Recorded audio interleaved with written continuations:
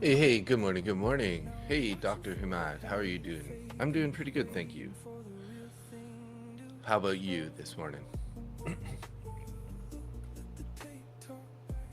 We're just getting live here, taking a quick look at the news on the day, if we have any. And get an update here. Looks like we have a no news day today. So we're chilling out. Hey, good morning, Puran. How are you? Got 4 people on YouTube so far. Good morning, everybody.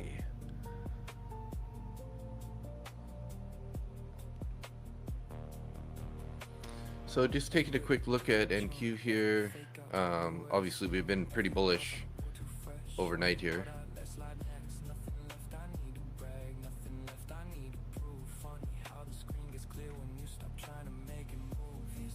Kind of pulling back at the moment here.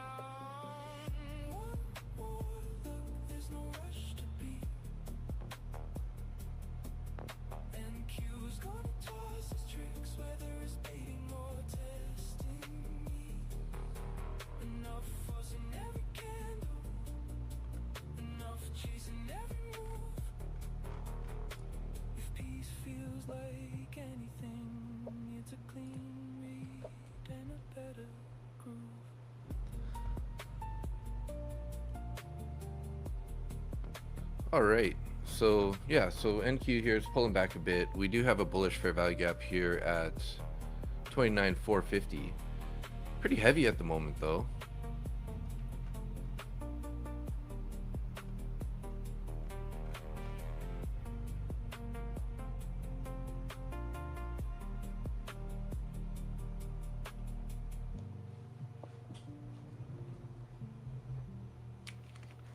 I gotta just get some hot water going here real quick. Be right back.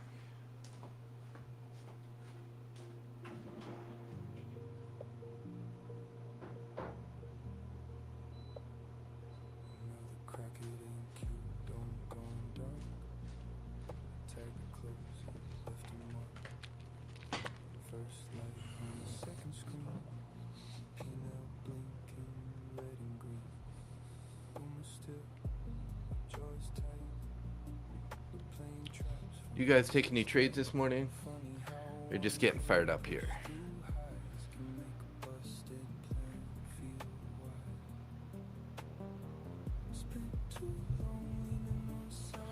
It's 15 minutes here after the bell.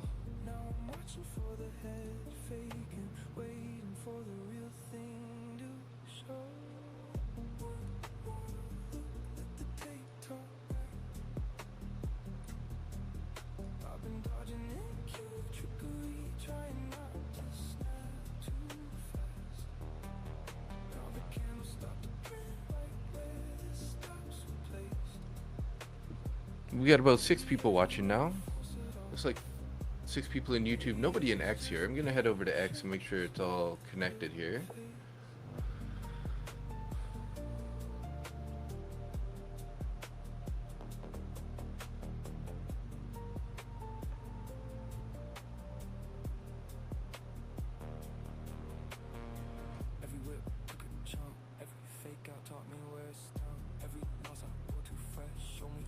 Looks like they're coming for this VWAP and this bullish fair value gap here. We also have value area high right there.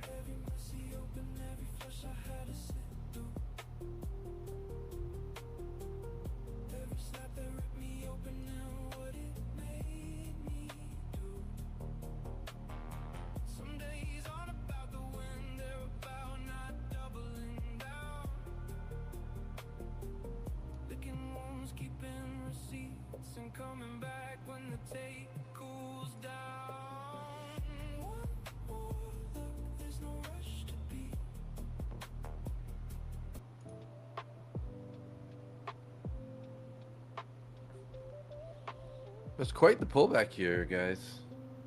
It's looking pretty heavy.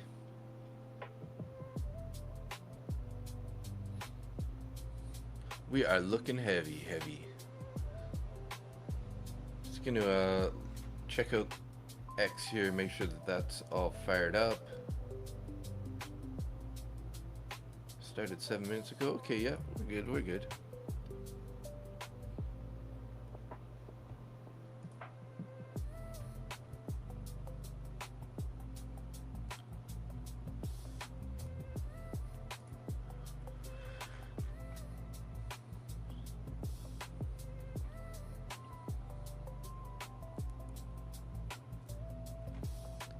So looks like we had some Canadian retail sales month over month.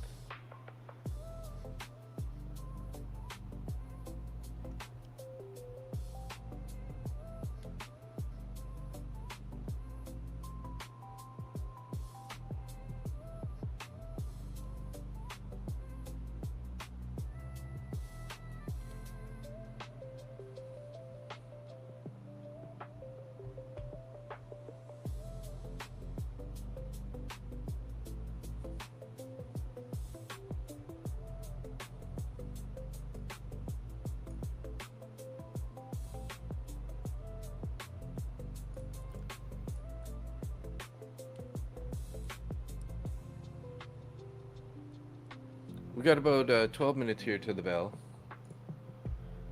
And let's see.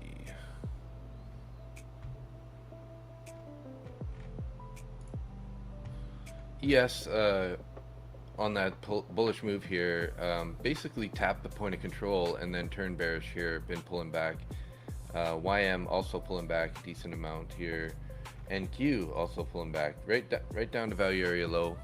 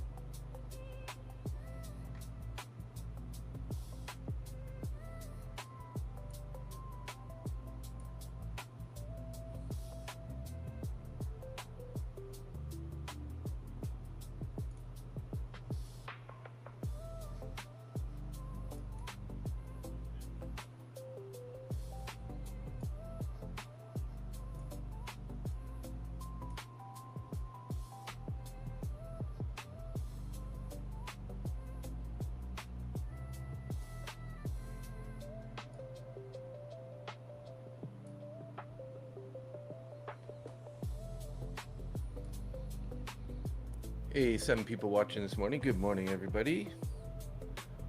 Man, this thing's just looking pretty bearish, hey? Since 50 minutes after, just straight down here. What? 1, 2, 3, 4, 5, 6. 6 out of 7 candles red so far.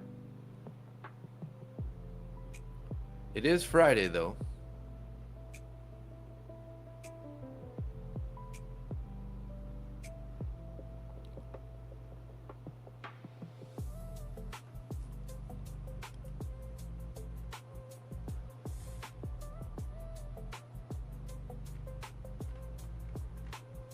Printing a bunch of bearish fair value gaps here.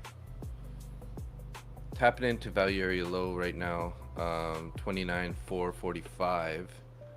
We do have a bunch of orders coming on here for 80 area above.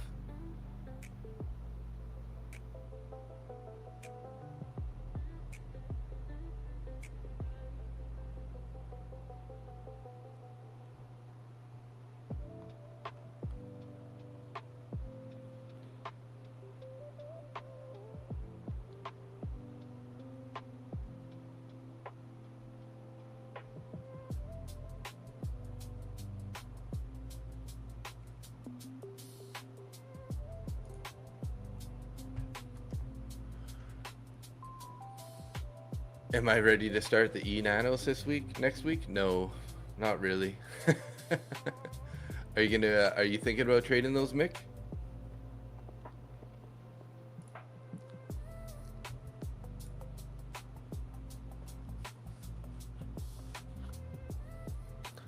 Not really, brother. Not really. I think 1 micro is definitely a good place to be at. So I don't know if I need to break it down even more. I'll be interested to see it though.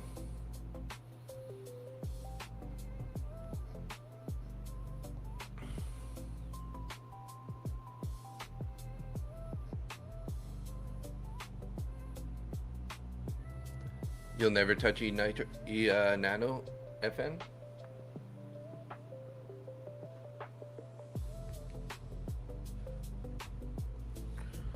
My hot water's ready. I'll be right back. 1 second.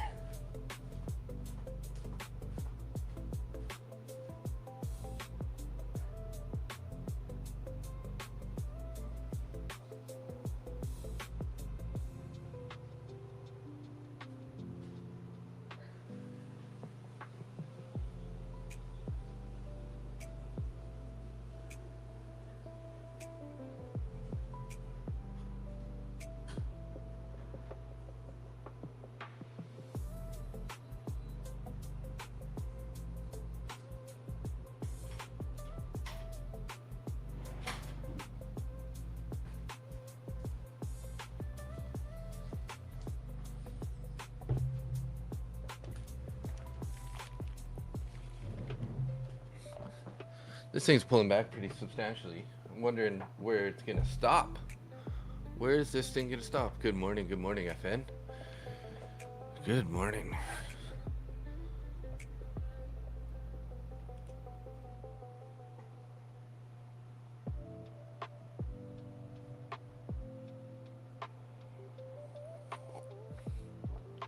Okay, yeah, I can see that, Mick. Yeah, if you have a bot or something you want to test that out, that'd be a good idea. I could definitely see that.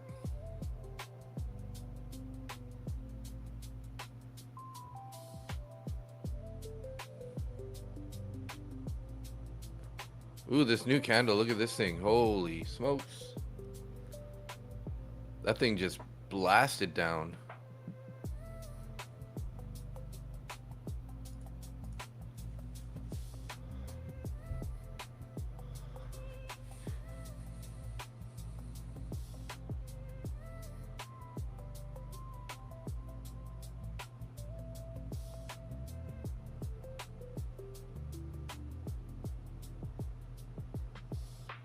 Looks like we're heading right back to the VWAP here.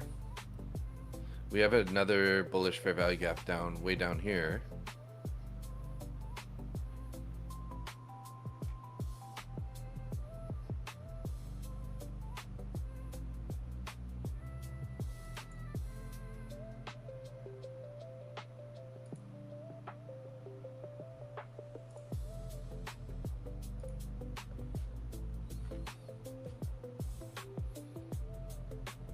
$29,360. Right of the POC, previous day's point of control, which is also sort of lining up with yesterday's VWAP.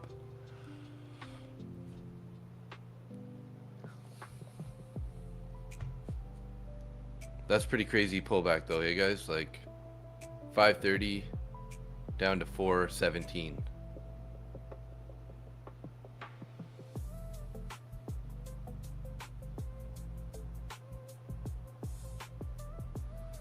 We got the bell here coming up in about 4 minutes, guys. Just FYI.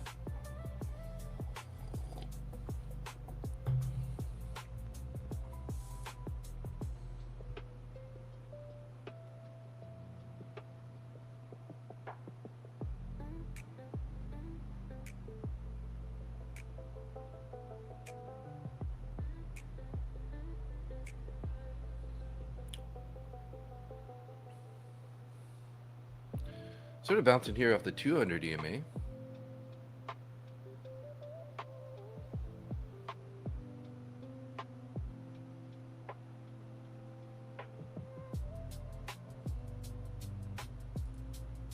Who's that? I got booped. You with your booping. Yep. Told you about that. Oh, that view looks real nice. What looks nice? That view. My pretty face? Is that what you said? Yeah, that's what I thought. Yeah. Yeah, it's a good view. Unfortunately, the reflection off the screen is killer.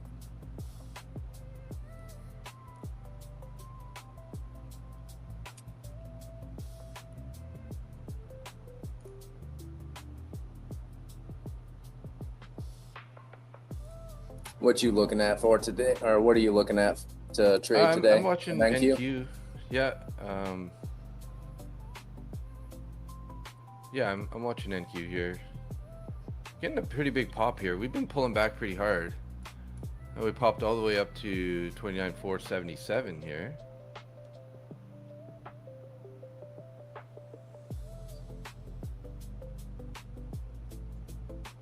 I still got 2 minutes to the open.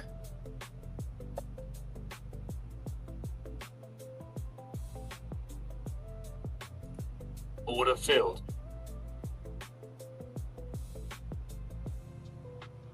What a little Fill pop my there. abs. Jeez.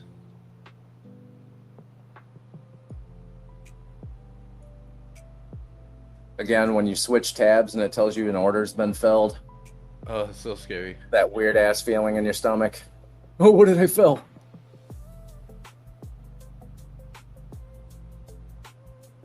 Order filled. But I didn't place an order.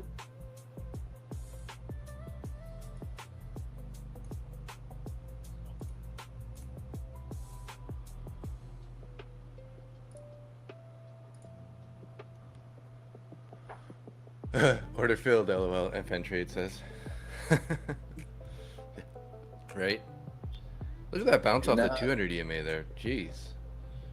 Pull back, bounce right off the 200 EMA down at 420, 420s.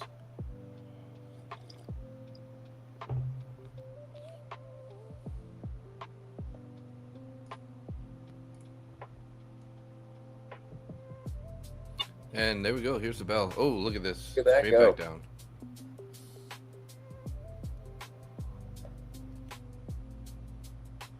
Bing, bing, bing. Oh, yeah.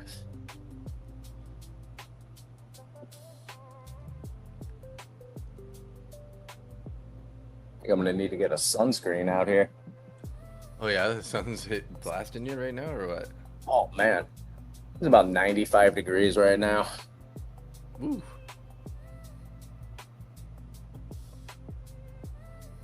I do feel kind of like I'm in a sauna.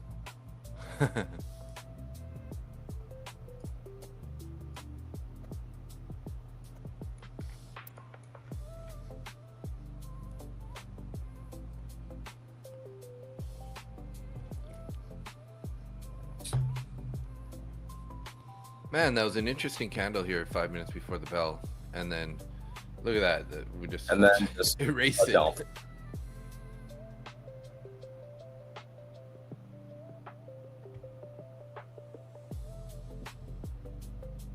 Well, we've had down movement all week. I'm wondering if It's Friday. a certain spray tanned sociopath is going to start tweeting to try and boost the market up a little bit.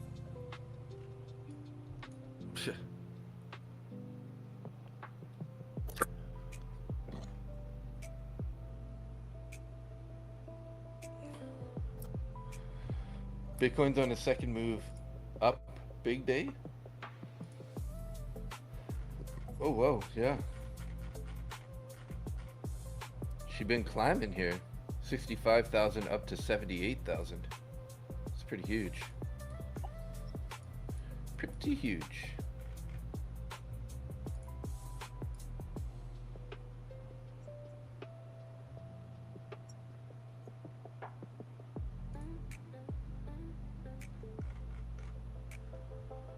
Oh geez, look at this thing. Holy smokes.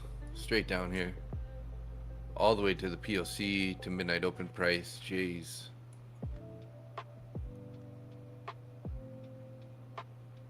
Wow.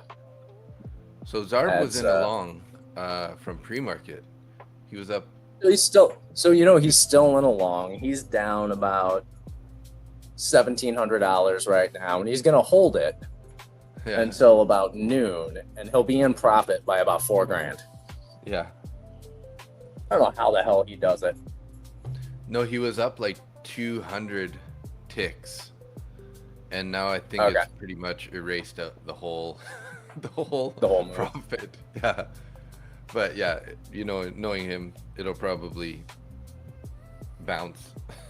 Yeah, he's got. I mean, the guy is great at reading a market, knowing where price is heading. I don't know how the hell he does it. Not a skill I possess. I'm real good at looking at pretty candles, entering and exiting quickly, and that's about it. Yeah. I did just enter an NQ long though, so Nice.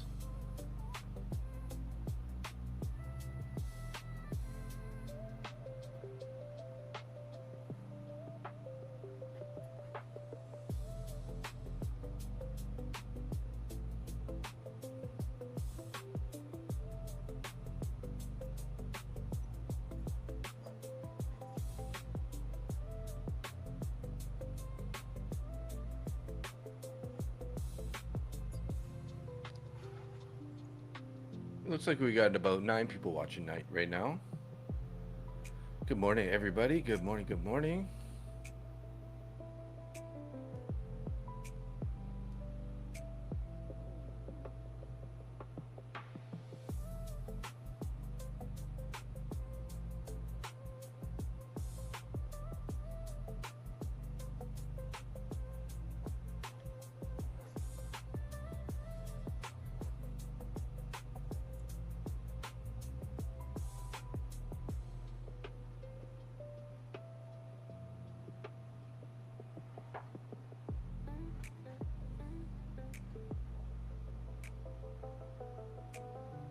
all right.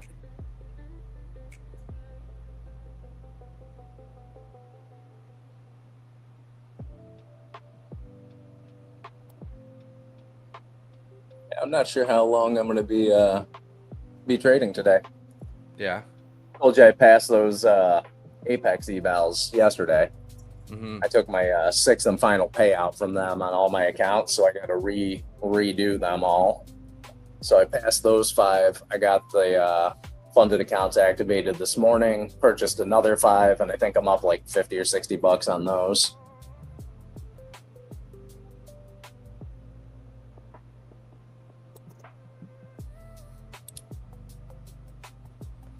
Oh, 102. Good morning.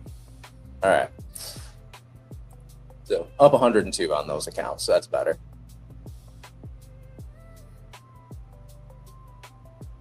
Nice. Oh, wait. No, that's my DA accounts.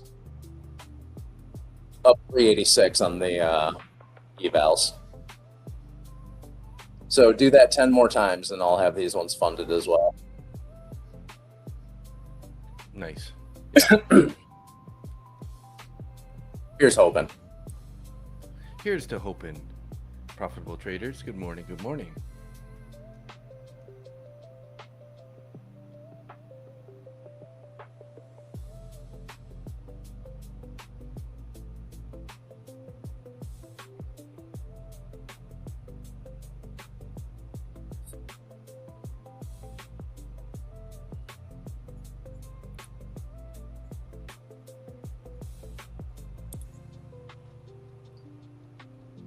It's looking like oil went down to the -1 deviation band for the overnight VWAP, came up through it, and seems to be wanting to continue a little bit higher. It's currently at $87. So as this is going up, I wouldn't expect NQ to change direction quite yet. Or YM.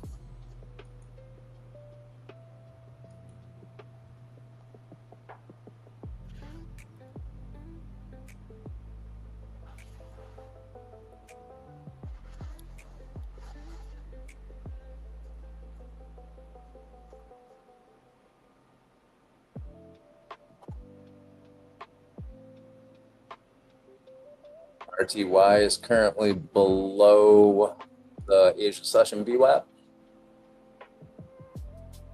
RTY, eh? Thinking about possibly trading that one. That's what I was trading this morning. It worked out well for me. Oh, Nick, you're gonna teach them options.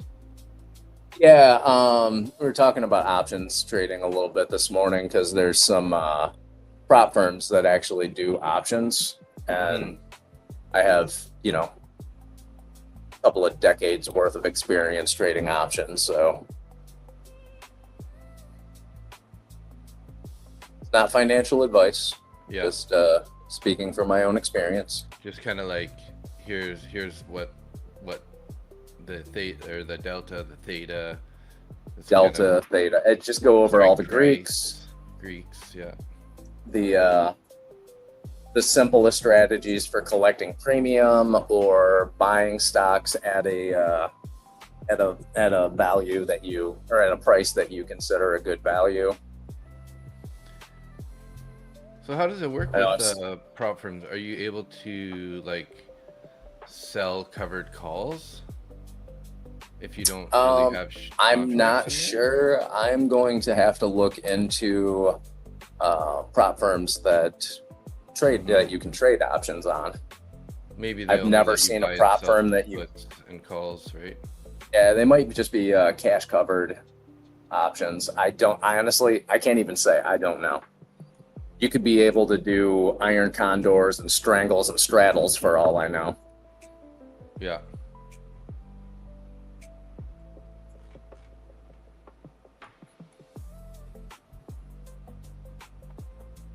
It looks like NQ's getting a little beat up here. Yeah, to say the least.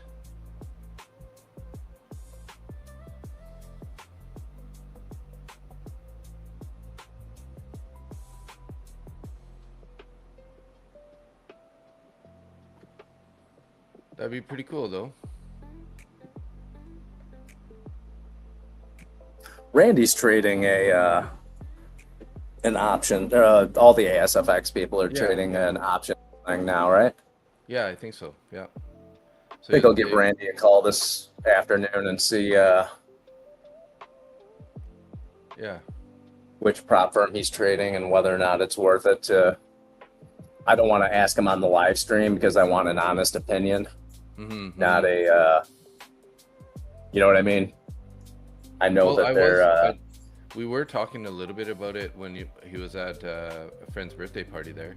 And yeah, he said like he likes it for sure because you kind of like know how much you're risking and everything when you buy like a contract and everything if it decides to go to zero. Yeah.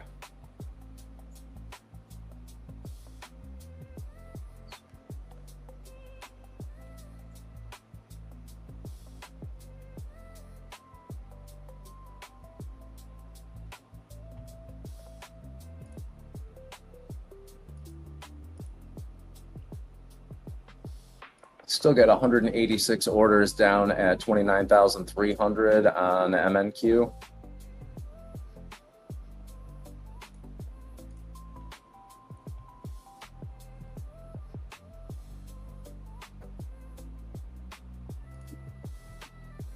But it's looking like we're getting a little bit of support here. Previous day's point of control right where we're at. But we're kind of getting resistance that makes sense. Yesterday's New York VWAP. So this is a no trade zone then. Wait till it breaks to the upside or the downside, and for me anyway.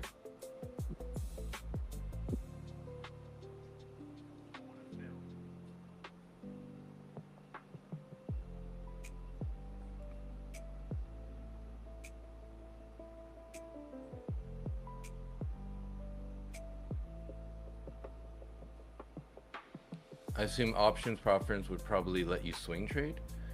I don't know. Those are good rules. I don't know. We'll have to find out. Yeah. I'll do a little research this weekend, see if it's something I want to get into. Yeah. Either way, I'm going to do a,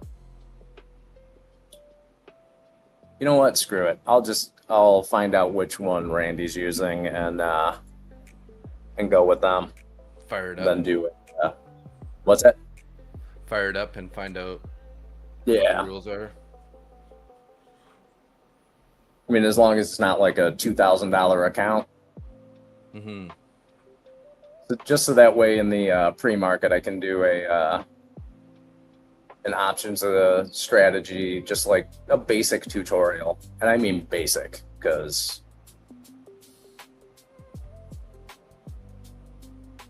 too much information is exactly that. It's too much information. Yeah.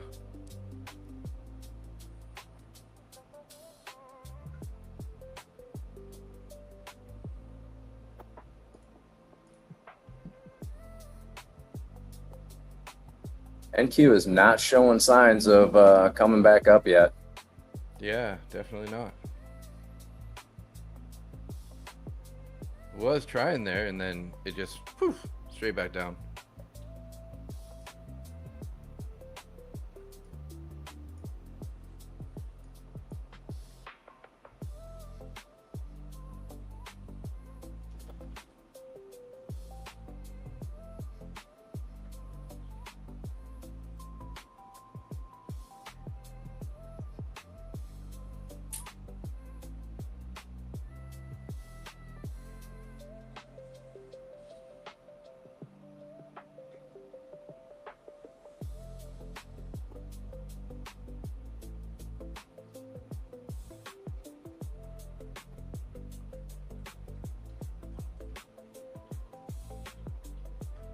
These Fridays have been pretty wild lately, guys.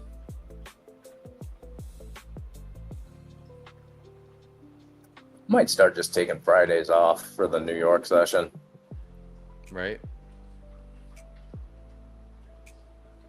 Today's OPEX? Yeah, it would be OPEX, right? There you go, another futures topic.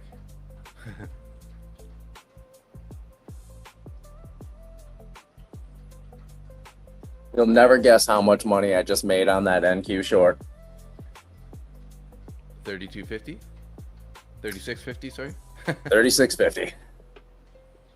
Nice. Wow.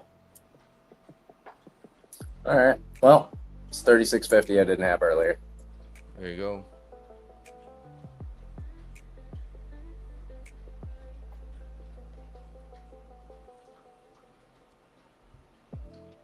Hey, Joanne. Good morning.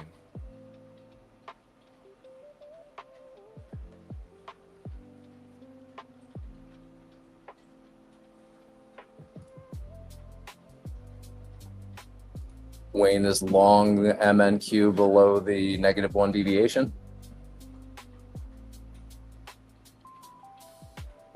Nice.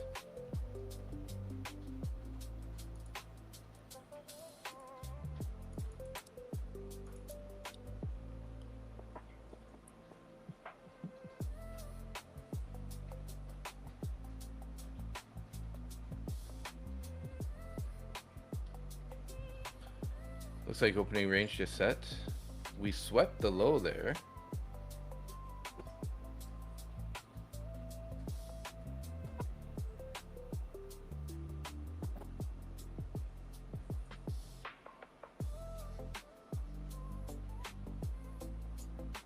So looking at RTY, we have come down, or right now we are at the Asia session VWAP.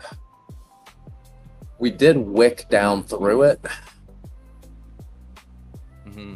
At 13.2 thousand for volume on that previous 15-minute candle.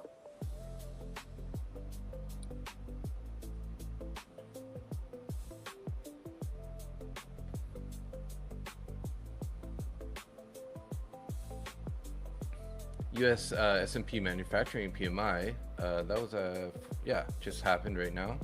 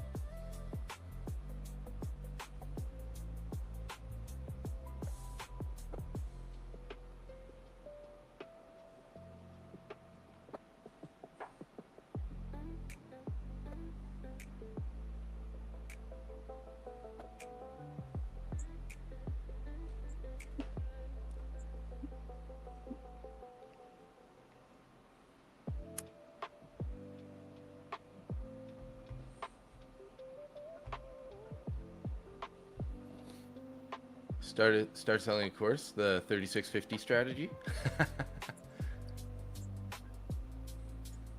Yeah, I'm gonna sell a course and some, what the hell are they? Not WhatsApp. Telegram signals. Mm-hmm.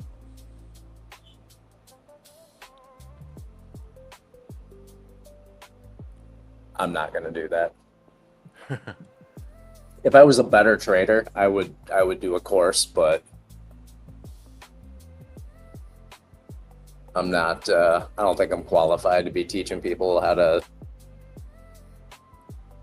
do anything other than manage risk. Maybe trade VWAP. I have gotten a little bit better at that. Mm-hmm. You're good at VWAP, for sure. Now, I'm okay at VWAP. I will toot my own horn and say I'm really good at risk management, but I'm decent at VWAP. Mm-hmm. I feel like I got a lot to learn and a long way to go.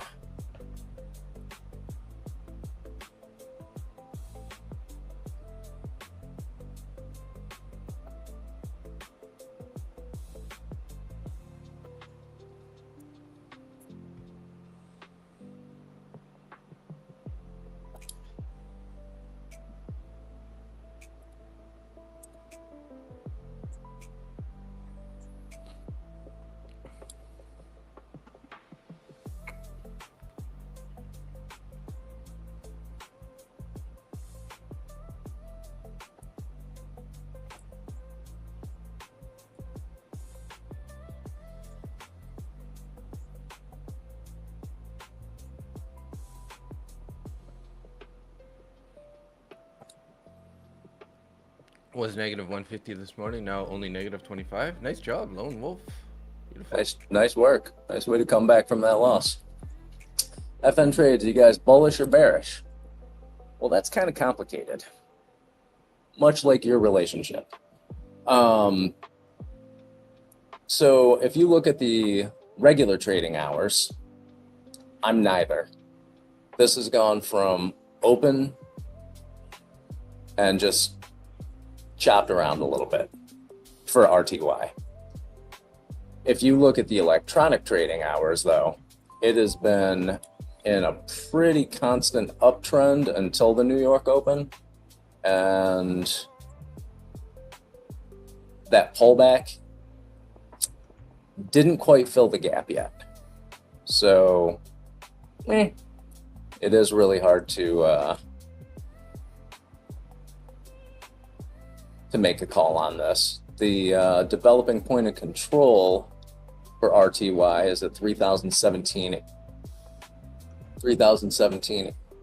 even. Joanne's saying she doesn't hear me? She can't hear you? Yeah. Oh, Turn your volume yeah, up, Joanne. yeah, I hear it on the live stream. I can hear you, but I have a direct connection with you, so. Mm-hmm. But yeah, looking at this RTY, the 5-minute candle that we are currently in has got a big old wick on the top of it that went up to a standard deviation band, first standard deviation band, which is also the value area high from yesterday. And then got resistance there, it's pulling back toward VWAP again. I can't take a trade in this. And by can't, Yeah. I mean, I'm going to act like an adult and not take a trade in this because I'm either going to have to sit through a bunch of drawdown or take a loser. Yeah. I don't have any confidence in picking a correct direction right now. All the way down to value area high here.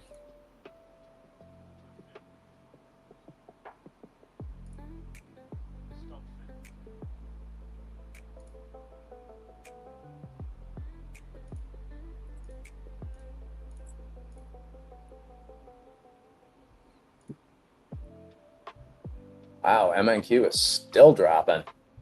Yeah. Jeez. Let me look at ES real quick. Oh, you guys can't even see my chart. All right. So MES just got under the Asia session VWAP. It did show a little bit of support at 63.84. I'm sorry, 7,683.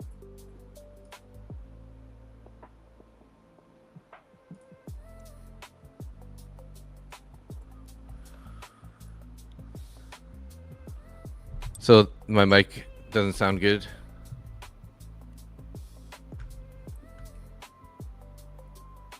Sounds fine to me. But I'm old and half deaf anyway, so.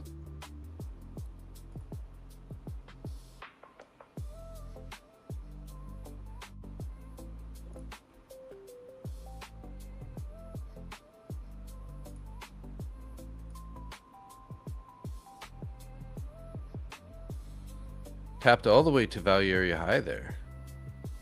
Or this is value area low, my bad, actually. MES just went 446. MES just went through the value area low. Is kind of stalling out at the Asia high at 7,675.25. We got London low just 4 points below that.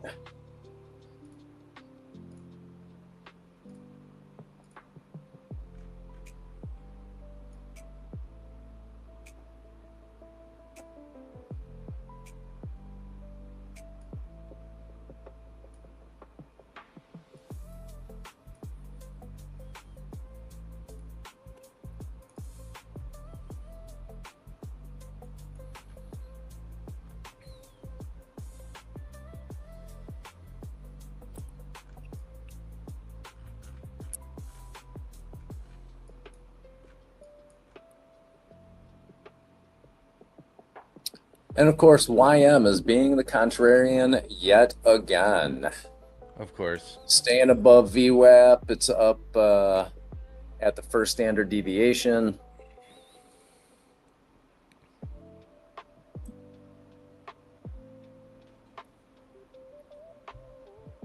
Good volume on the bullish candles here.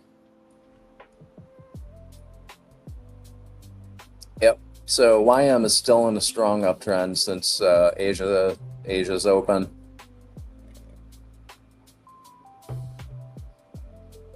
Always the contrarian with the YM.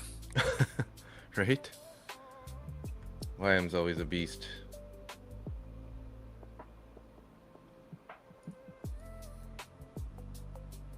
Oil just got below VWAP on the over the last 15 minutes.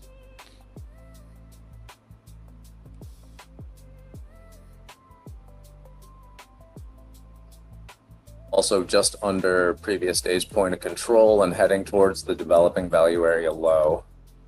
-1 deviation band is sitting at 86.30s, actually 86.33. I don't know if there have been any news out of the White House on that. So far, I only see S&P manufacturing.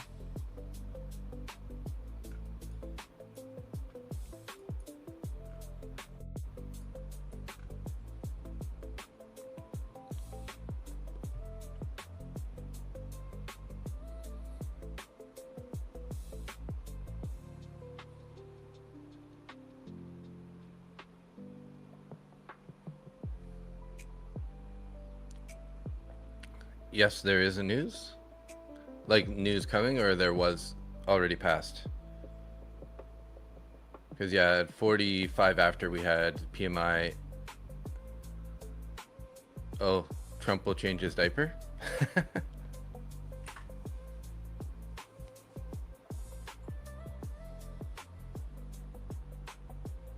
Hey.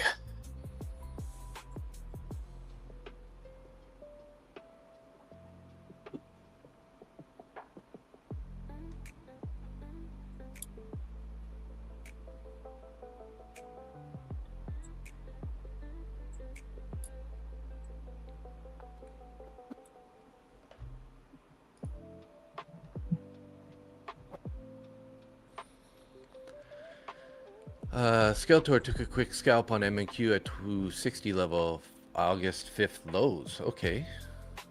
Nice, nice. Skeletor. Usually you're taking off by now. You're hanging out for a bit? Get a day off of work? What's going on?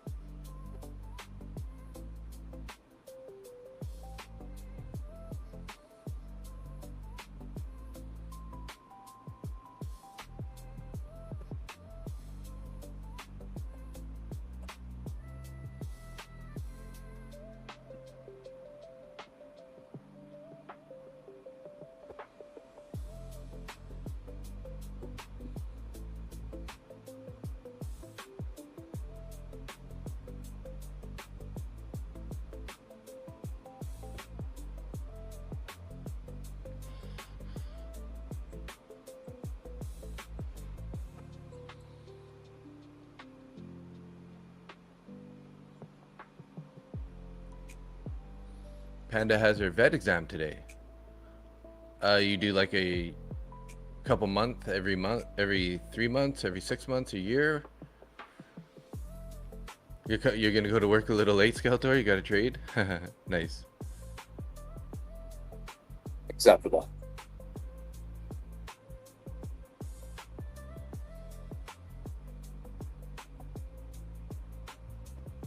Annual exam and shots. Oh, gotcha. I know she's a working dog, so I wasn't sure if you kind of have her on a more stringent criteria or something, you know?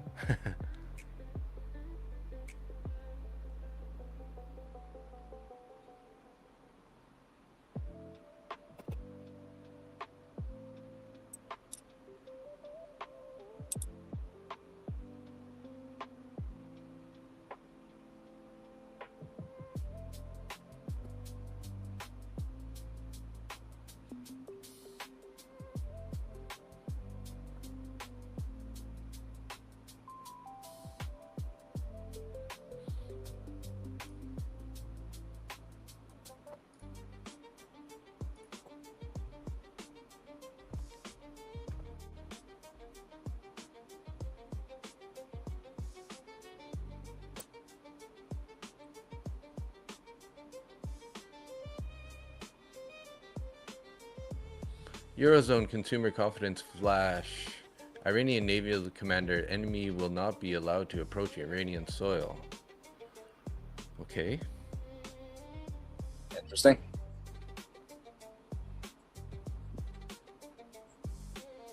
Why is there a Eurozone consumer confidence flash at this time? Isn't it like the opposite time?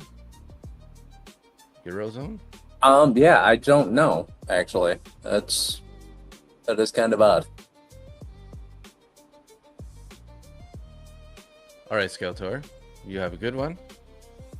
See you later, Skeletor. We'll see you Monday in the pre-market, probably.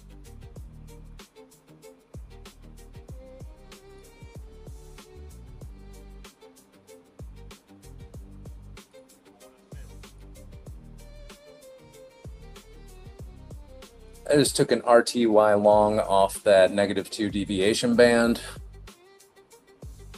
2 full-size contracts.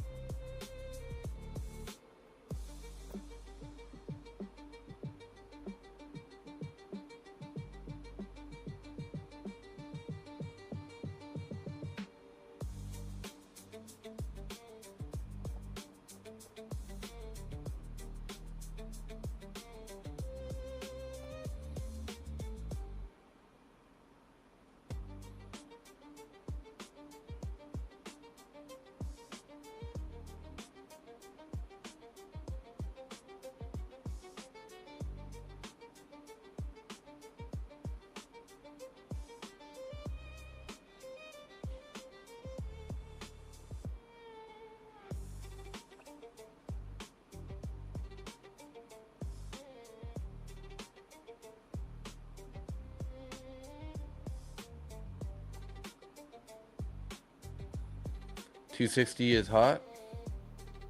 Skeletor?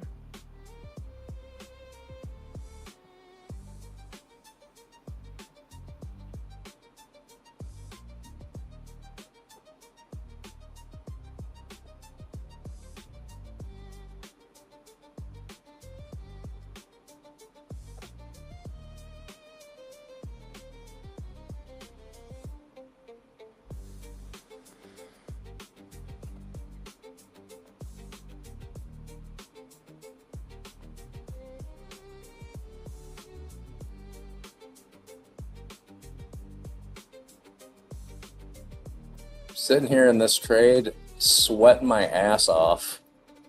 Not because of the trade, but I think this might be my final one for the day. I'm not loving this this price action. That's fair. It's fair. I'm up for the pre-market. It's a Friday.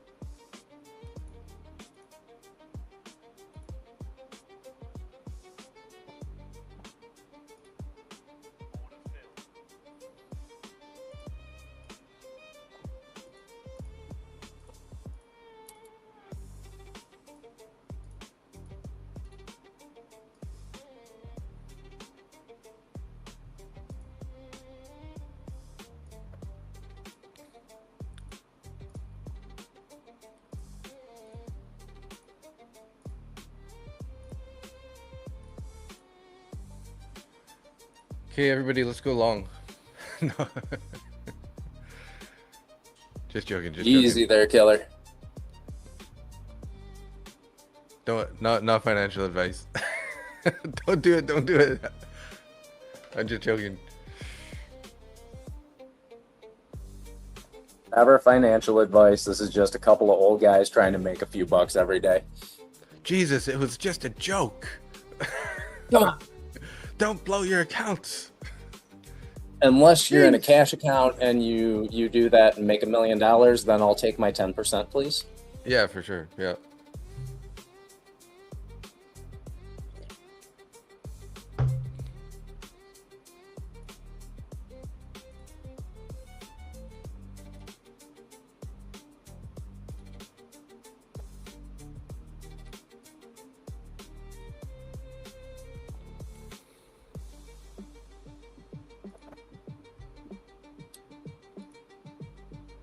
Well, I'm out of that. Lost $95. Oof. Oh, was that you were in the long there? Yeah, I took a long off the -2 deviation band on RTY. Okay, gotcha. I was just kidding, Nick. I didn't mean it. No. Well, I mean, you're awesome at managing your risks, so Yeah, I'm not upset about it. I'm still green for the day. oh, nice. This was on a single cash account. That's why I was trading the big contracts and not the little ones. All is good. All is well. Nice. Jerry goes, "Wait, you were kidding?" Well, Like everyone's sitting there waiting with their finger on the buy or sell button, like waiting for Market Butcher to say jump. Like that doesn't seem like our chat. yeah, no, not so That much. does not seem like our chat. It's funny. I think like I get the same about 11 people every pre-market, Yeah. and out of those 11 people that always show up, 9 of them actually interact in the chat, and I haven't seen a single asshole in there. So Yeah. I've Wrong always trade heard Jim goes, stories your not financial advice banner needs to be bigger. Yeah. We just need to say every third sentence, "This is not financial advice." Yeah. Just like maybe that needs to be the song. I'll make a song. Ooh. It's just like it's not financial advice. That's a bad idea. Jerry goes, "This isn't a signal stream?" Yeah. Considering YouTube is on a what, like 10-second delay, I would not be using this for signals. No. Discord I think is no delay. If you do your video or if you do your do voice on there. All right. Well, that's special. I still don't want anybody copying my trades, but Yeah. so MNQ did fill the gap.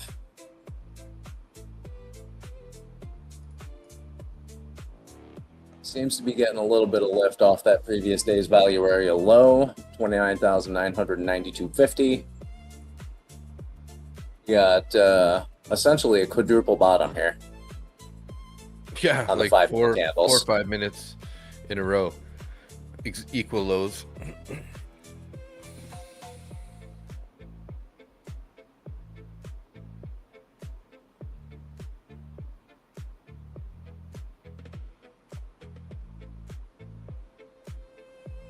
So that's fun. Oh, my laptop is Totally, hot. totally. Oh yeah, especially with the heat. That was my chair. The metal arm on my chair. I just put my hand on it, and I think I have a blister. Damn. Not really. That would be so hot. I'm gonna go grab myself another cup of very hot coffee to cool myself off here. I'll be right back. Mm-hmm.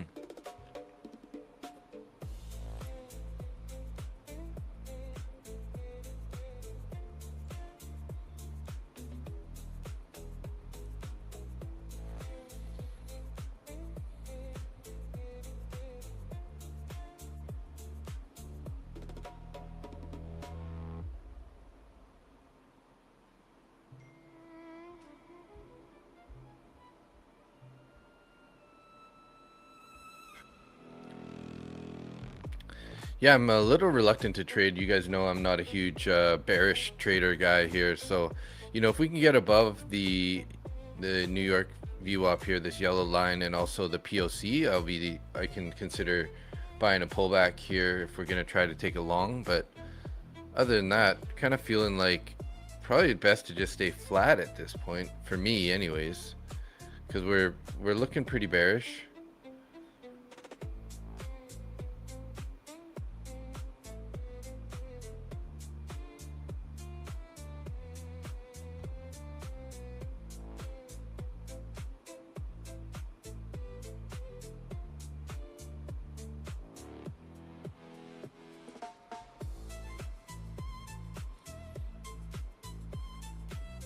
I don't know any streamers that trade the 15-second chart. I'd be hard to find a signals group even if I wanted to. Yeah, that would be really fast, wouldn't it?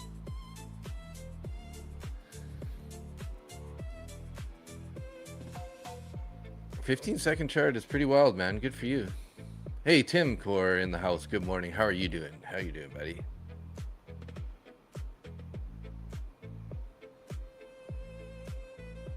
Have you ever considered MES on bearish days, Butcher? Yeah, maybe that's not a bad idea. Maybe, you know, I should almost start thinking about especially trading MES on Mondays or Fridays, because you know these Fridays can be pretty nasty, eh?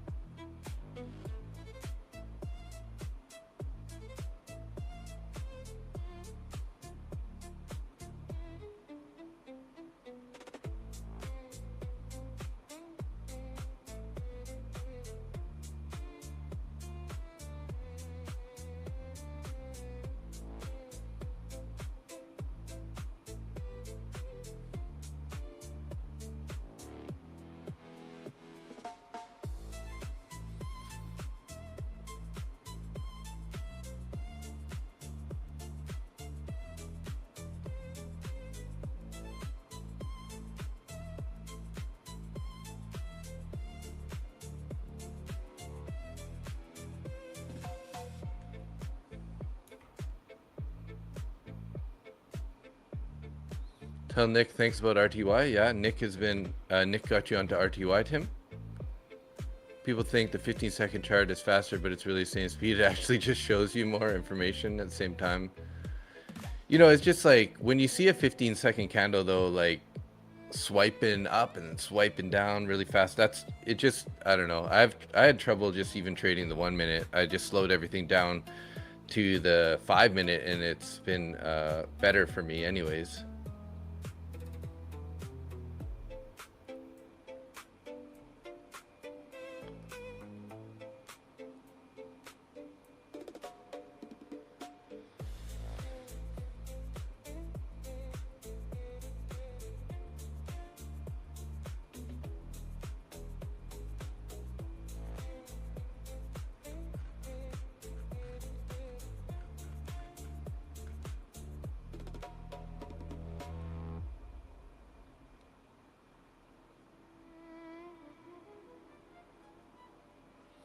You see more of the internal structure on a 15-second chart? Yeah, that's true. That's true. I just feel like, I guess as long as you keep some other charts with like higher time frame stuff open, you can kind of keep the general context open. Like I just found for myself, like especially just watching a 1 minute chart, if it ended up like, I kind of get sort of too like tunnel vision. So yeah, I guess if you kind of like have multiple time frames open on your chart, that could definitely help too, right?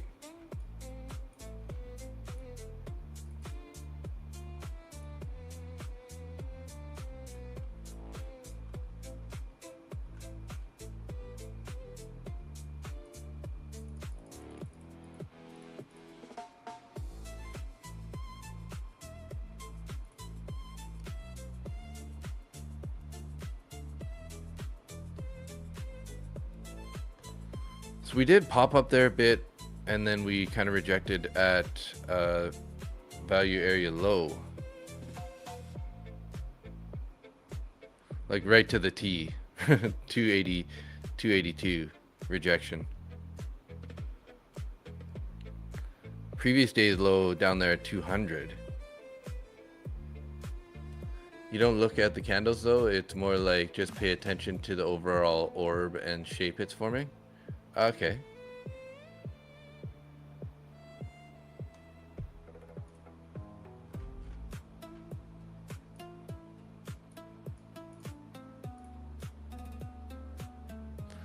Look at that 15-second chart here. Tapped the VWAP 3 times, eh?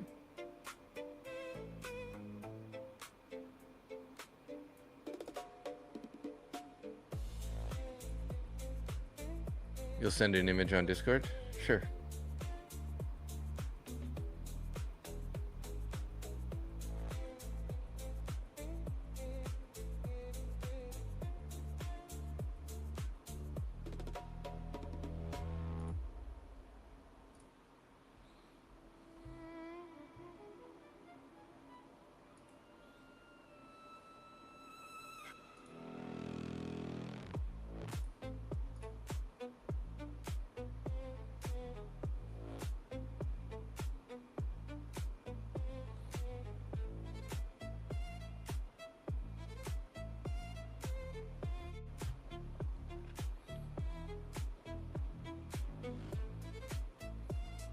There we go. Kind of break these lows here, pushing a little bit lower, forming a little tiny little bull flag. This is a little bit interesting here, watching this price.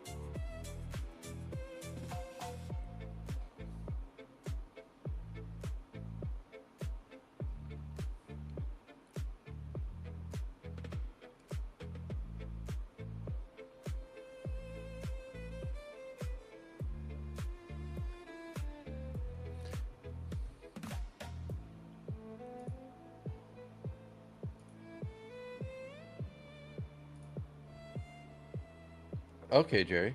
I see what you're putting down here. Nice.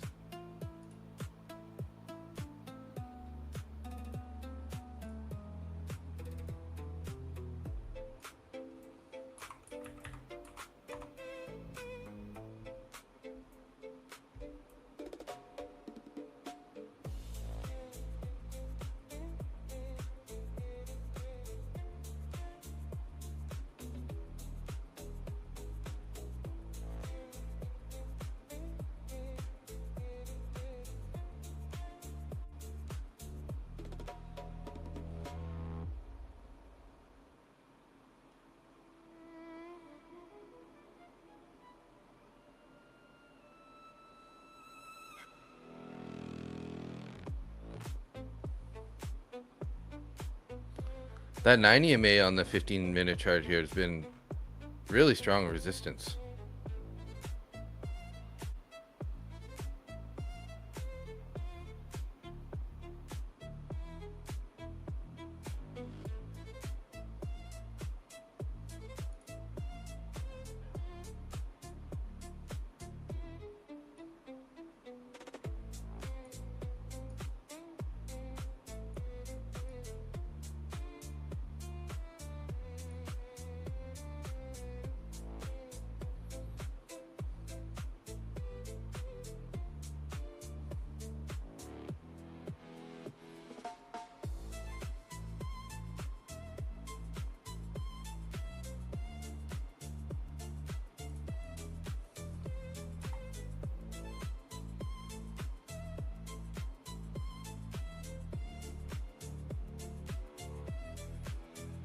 Nice little pop there, hey? It's interesting to watch this 15-second chart.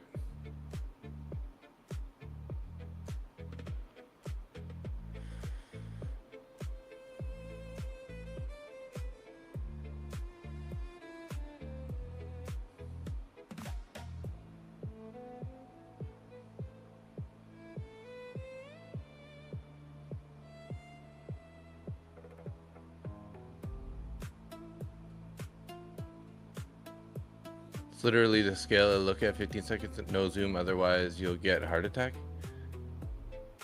Oh, fair, yeah.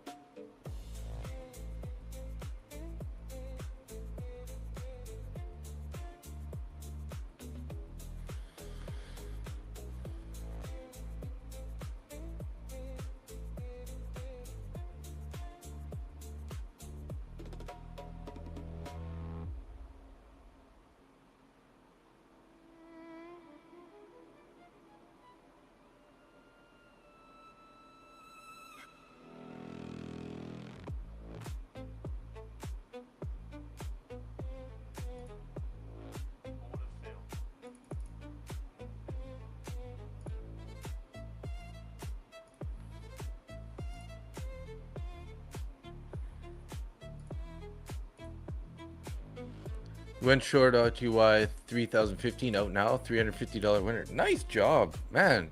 Tim, you're just printing today, bro. Good for you. Love to hear it. Love to hear it. Oh, we lost Nick, guys.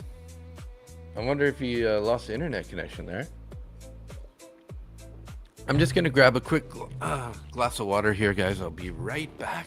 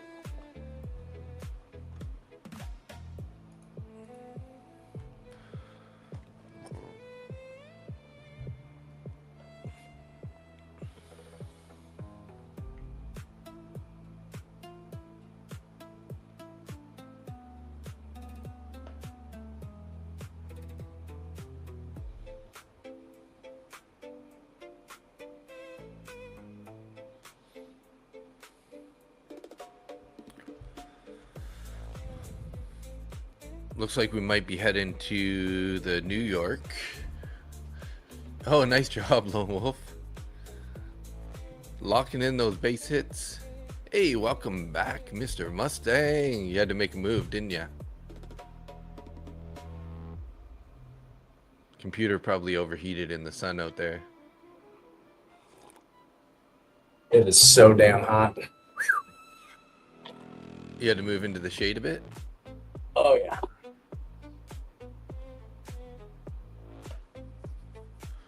I've been watching the 15-second chart here just because Jerry Trades is using it, and I was like, interesting. I'm just curious. Jerry Trades with his 15-second chart. I kind of see what he likes about it. Oh, I understand it. I can't do it myself. Yeah. Oh yeah, Tim had his $600 mistake this morning. Oh really? He put on an NQ contract instead of an MNQ contract. And he Posted made that quickly and made $600 accidentally. Wow. Yeah. Well, that's Which a good is, I mistake. mean, at least it went in his favor and not the other way. Well, obviously the trade idea was right. Yeah, but when you're expecting to be in an MNQ trade and you put on an NQ trade, that's Oh yeah. A puckering experience. For sure. We've all been there. Yep. I done it. We done it. We done it a couple 2-3 times.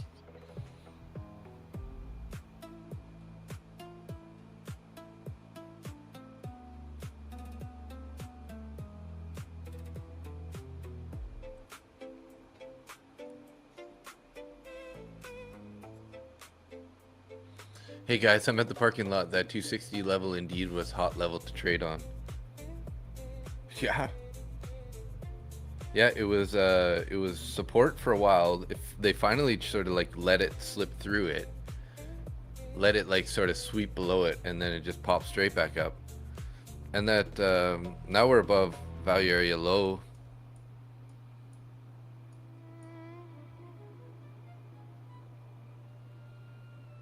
Yeah, you can kind of see it over here on the left-hand side when you go back to yesterday's New York price action. We did get below it. We kind of found a bunch of support there, bit of chop there for a while, and then took it and went back higher, sort of towards the end of the session yesterday.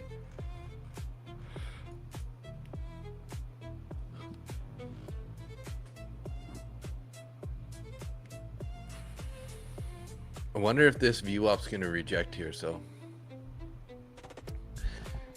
You've done that? I was confused for a couple of minutes as to why I was making money so fast. And then you realized, oh shoot, I'm in wrong size here. And then you're like, oh, let's close it out real fast. Yeah, I blew 5 accounts doing that on ES. We thought it was trading MES, and I put in my stop loss. I was all doing great. Yeah. Had a great trade idea. It started going in my favor, but I generally don't have my P&L up on the chart. And yeah, by the time I realized what I had done, it was too late, and I blew 5 accounts in just one sitting. In one trade, 5 accounts gone. Initial balance is set here.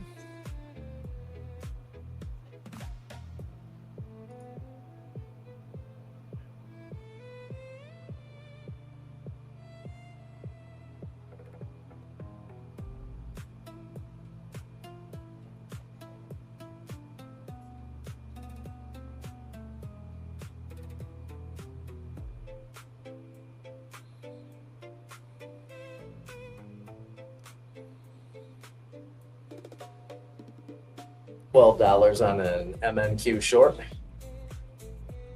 Nice. So I am down. I'm in the red by $29 on my TPT accounts. Oh yeah. Yep.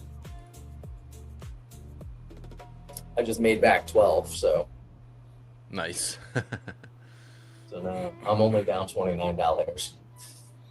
I'm down 49.50 in my TPT from yesterday after market session, after hours. I'm just kind of trying to wait here, see if we can at least get above the VWAP. Until we get above the VWAP, you know, I'm kind of would like to take it long.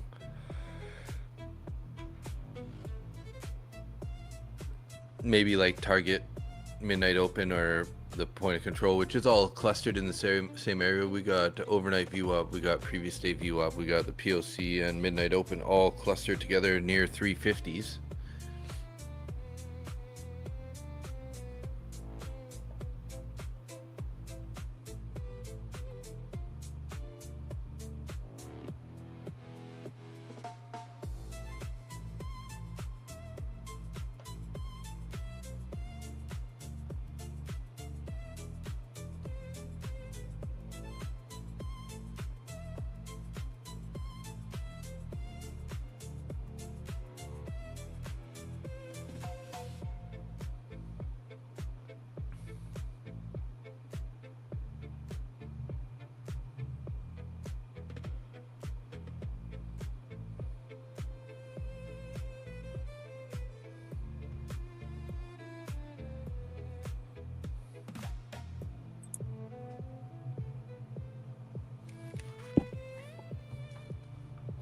Sorry, I just got a phone call.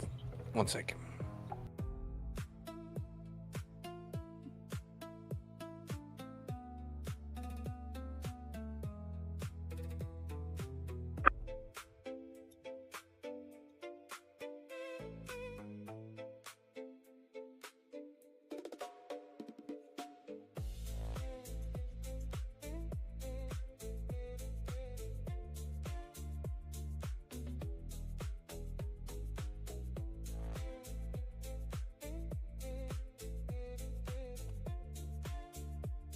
Can you elaborate on the puckering experience? What do you mean by that? I mean that when you're in a trade that has gone against you or in your favor, and you are extremely oversized into it, everything clenches up. And it clenches up so much that when you fart, it comes out as a whistle. Is that enough elaboration for you there, Jerry Trades? So if you ever hear me go, you can just ask if I've oversized a trade.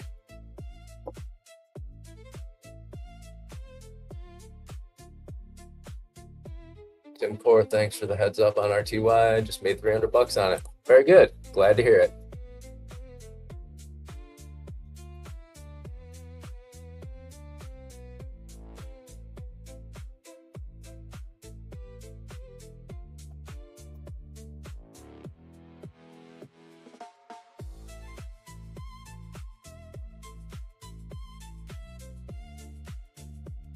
My apologies. I need to apologize. Oh, I feel really bad. I haven't made one evening stream this week. Just too busy with, you know, the family thingies. I dig that.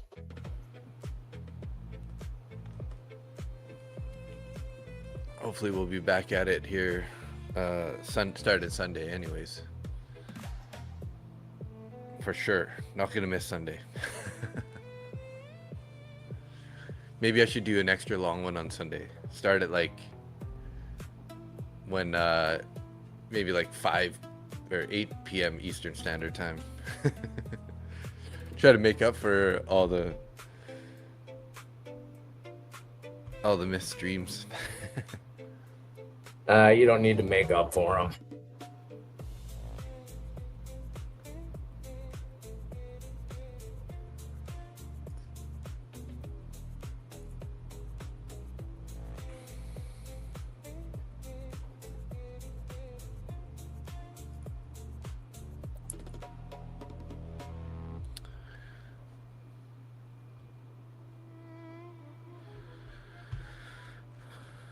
Kind of pulling back here off of the VWAP. I'm still watching this 15-second chart. It does look pretty crazy. I don't know how you do that. Well, I do have this one indicator that Big Teflon told me about, and it's like it shows the 15, 30, 4-hour, and 1-day candles right beside it, so it kind of can sort of keep, yeah, keep track of the overall time frame candles. Wonder if they can add a 5-minute to this thing. Oh, there is a 5-minute. There we go. I can keep the 5-minute on there too.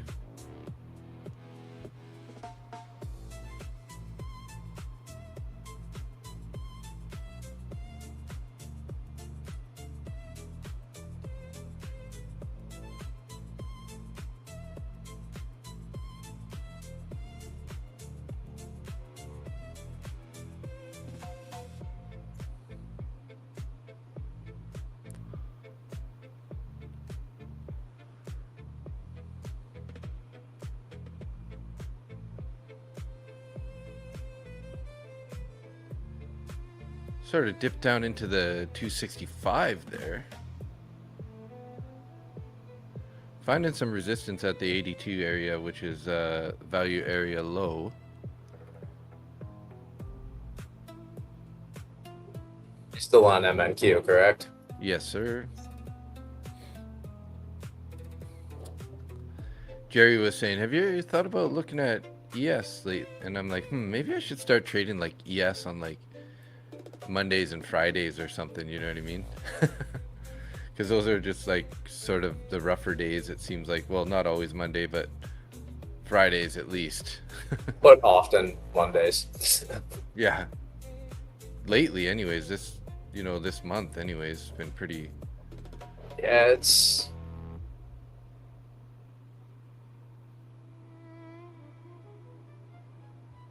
Right, I just put in an NQ short.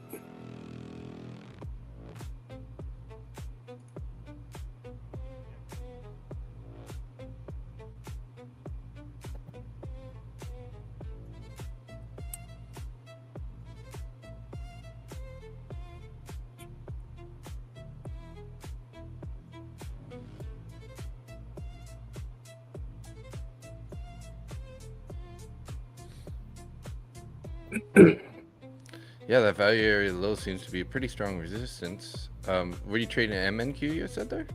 MNQ, yeah.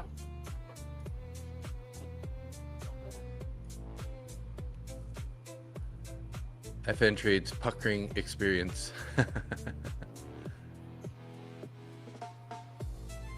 Hey, what did it look like when you guys would tilt? Ugly. I would say probably oversizing. This is the straightest way to say it. Probably adding to losers and oversizing. That would be, if I were to go back and think about a tilting experience.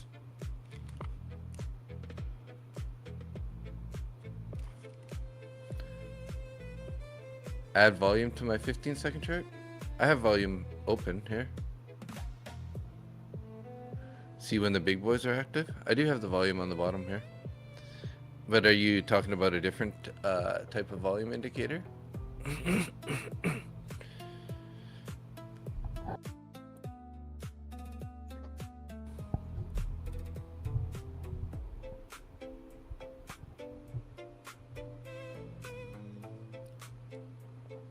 Playing around with value area highs or value area low still.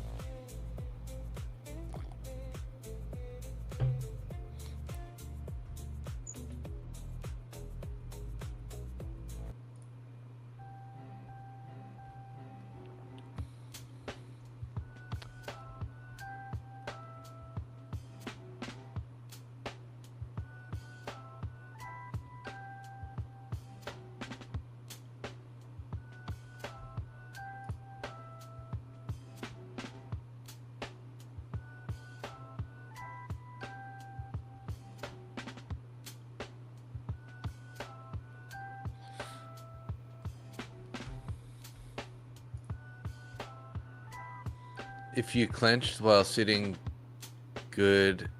Oh, if you clenched while sitting, good sign of risk off of it. Yeah, true. If you find your nails are scraping a hole into your desk, or putting holes in your mouse pad, yeah, I would say you're oversized. That's not a good sign. I mean, sometimes even if I'm with 2 micros, I still freaking grind my fingers into the mouse pad. It is funny how that it's like you'll be $14 in drawdown and you're like, oh no. Yeah. It's just like right at your price and you're just like, the anxiety is like, oh my God. You can just kind of like tell it wants to go down or something, right?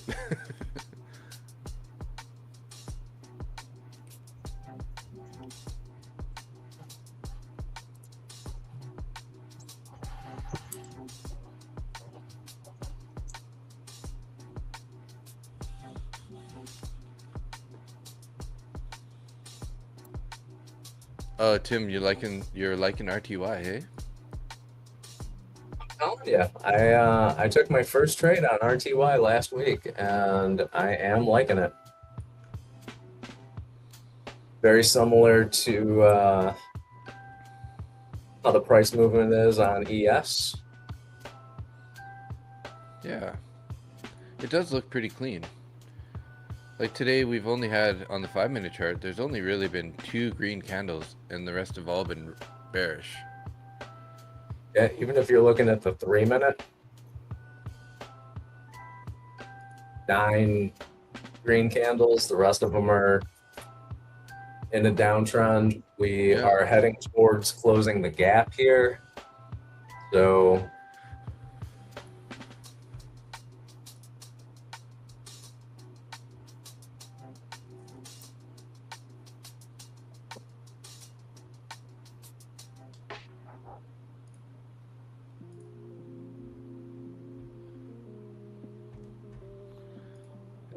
Does kind of remind me a little bit of ES. Just ES can occasionally have those. ES can also move pretty quick on occasion in the New York. yeah, they all can. But how often is it going to wick you out of a trade? NQ will do it at least once or twice a day. YM will do once or twice an hour. Yeah.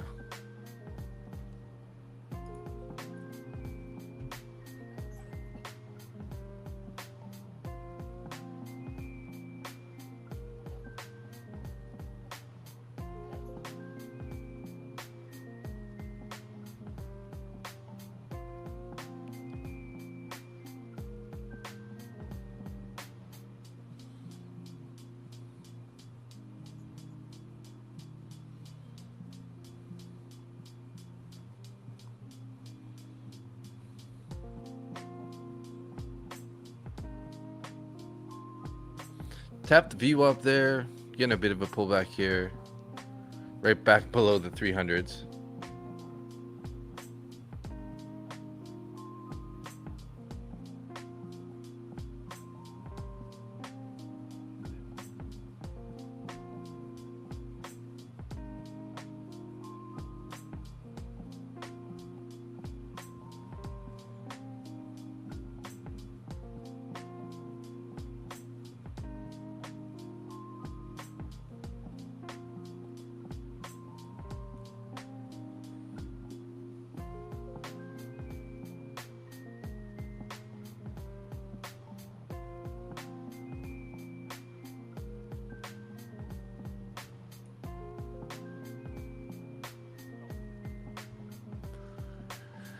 It respects the VWAP nicely. Nice. What I'm not looking at this morning, what I'm not looking at this is moving smooth like butter. Hey, Big T.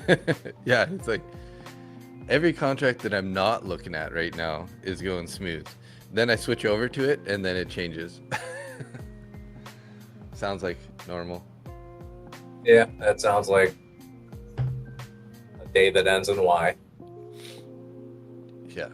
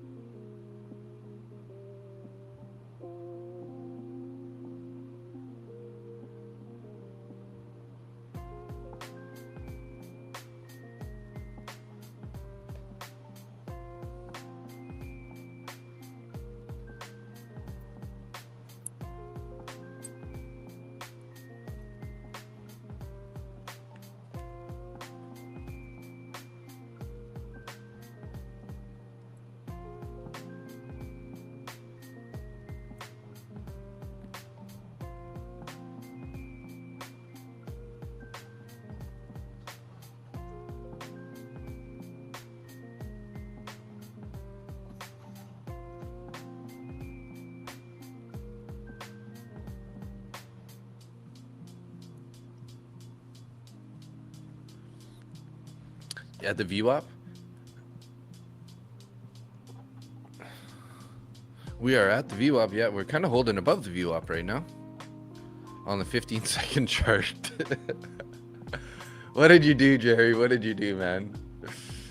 Oh my God. Jerry, come on. Why do you do this to me?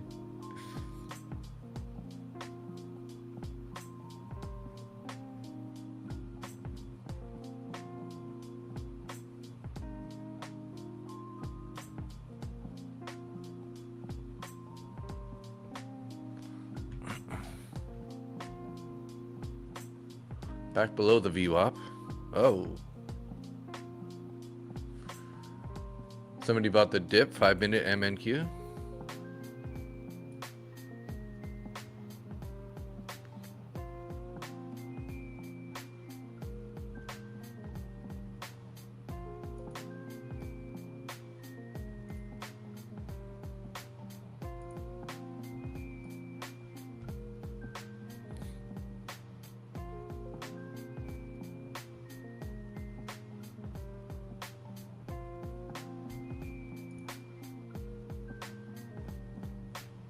All right, I gotta switch baskets now. I am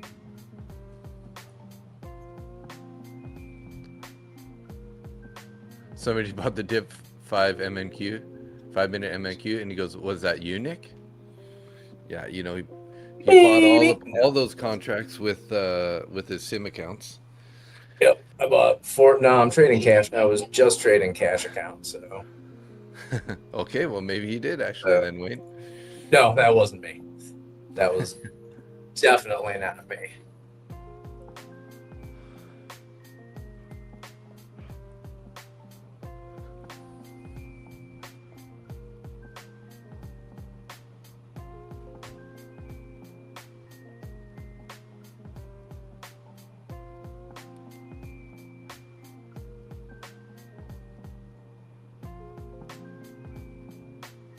Tim saying that the RYT respects VWAP nicely, as it should. Yeah. It just makes it easy to trade. Unlike some ticker symbols that we shall not mention. NQ is dirty.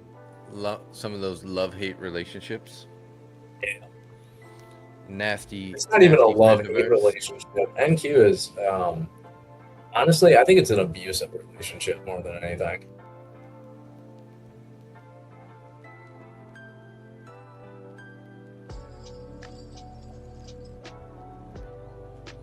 I'm going to refill my water here. Be right back in a moment.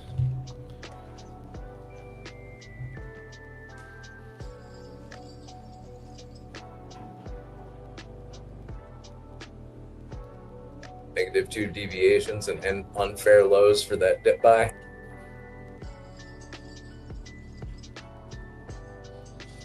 Unfair? I don't know about unfair.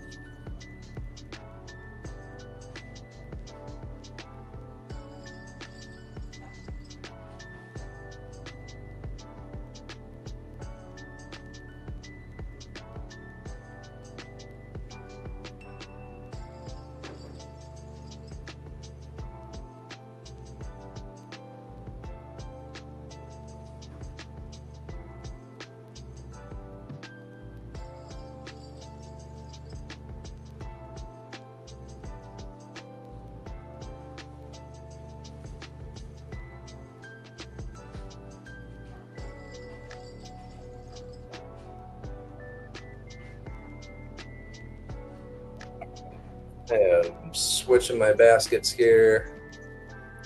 So this one is going to be the next 5 Apex accounts. Blue Sky, E8, and my funded futures.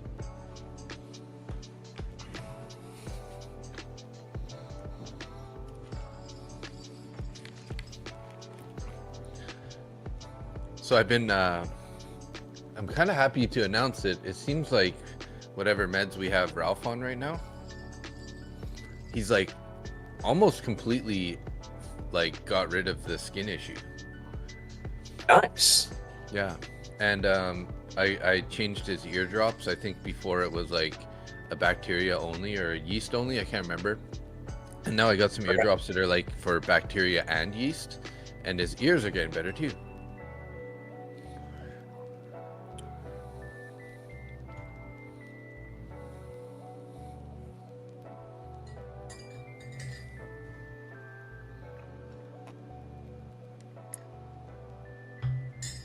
Congratulations on the less edgy ears. Yeah. Yeah, so I went to the vet and I was like, like I've been spraying this freaking stuff on his like little wounds over and over, and I keep getting them like better, and then a couple will disappear, and then they just like pop up in a different location for absolutely no understandable reason. So I said to them, like, do you think it's not like an autoimmune deficiency or some sort of an immune response where his body's like attacking his own body? And yeah, they suggested that we try a steroid for that context, and it seems to be working. So I'm like, am I now the veterinarian? Like, what is going on here? Like, Well, maybe. like why the heck they just is it really that they just want the money and that's why they're not trying to like dig deeper or what? So you're talking about a veterinarian. Most people get into that profession because they do actually love animals. Yeah. But I agree. yeah, I didn't do a fun fact of the day this morning during the pre-market. Geez. So here's your fun fact of the day. Yeah. Out of 5,000 doctors when they're surveyed, the average amount of time that it takes for a doctor to have a prescription in his head that he's going to give you upon entering a room with you is 15 seconds. What? Yep. About 15 because seconds. they read the like, or they get notified by the nurse, like, or whatever, like, oh, this person's in for something. But that being said, 15 seconds. Yeah. I'll leave the F word out of that this time. You're welcome. 15 seconds for your doctor. That's just from going by what the nurse is talking about. Come on now. Yeah. It's a load of bullshit. Like, you look like somebody who should throw a dart at the dartboard. Okay, there you go. Yeah.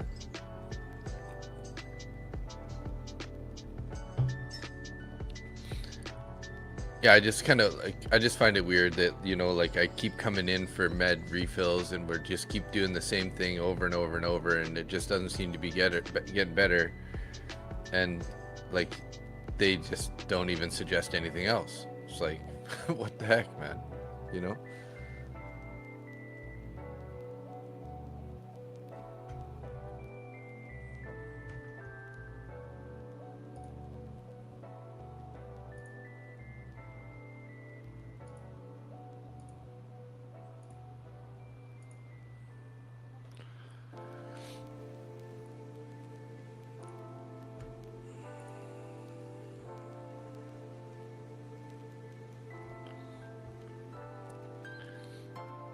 So back below the VWAP here, kind of struggling on the VWAP. So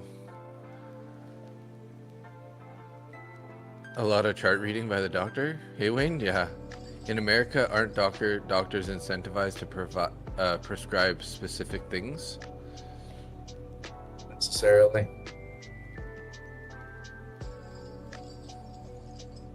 They've actually, well, actually, no, never mind. I was going to say they did have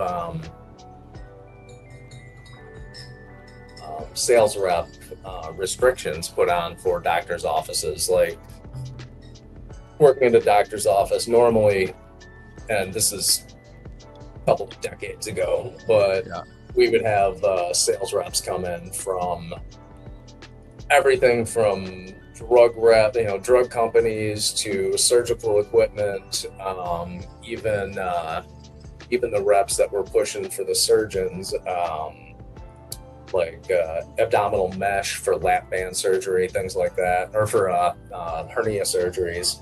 And they come in and buy lunch for the entire office and do like all this crazy shit. Sometimes you would get like tickets to concerts, things like, whatever. Yeah. And a while ago, they ended up restricting everything that they could do, which, go figure. They didn't want the sales reps to influence the doctor's decisions. And I get that, but they won't put laws in place to restrict your insurance company from denying a medication that your doctor has prescribed, or denying a treatment that your doctor has prescribed, or changing your prescription from a name brand from a pharmaceutical company to a generic brand, which may not be the exact same drug, and that one bit of an ingredient could be what the doctor wanted you to have in the first place. It's healthcare in the U.S. is ridiculous, to say the least. Yeah, sounds a little.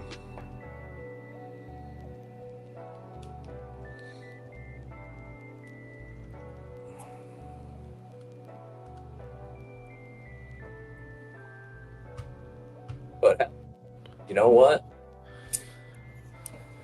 At least we don't have to pay for our health care. What, like Medicare or something? That was a joke. Oh, okay. You pay through the nose for health care. And you get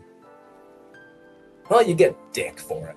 So, and when I say that, I mean literally, they just bend you over. I got a lot of love for insurance companies. Can you tell? Yeah. Jerry says the amount of food being recalled is ridiculous. Well, you know, you can't have 20,000 people getting Trumperia and not do a recall.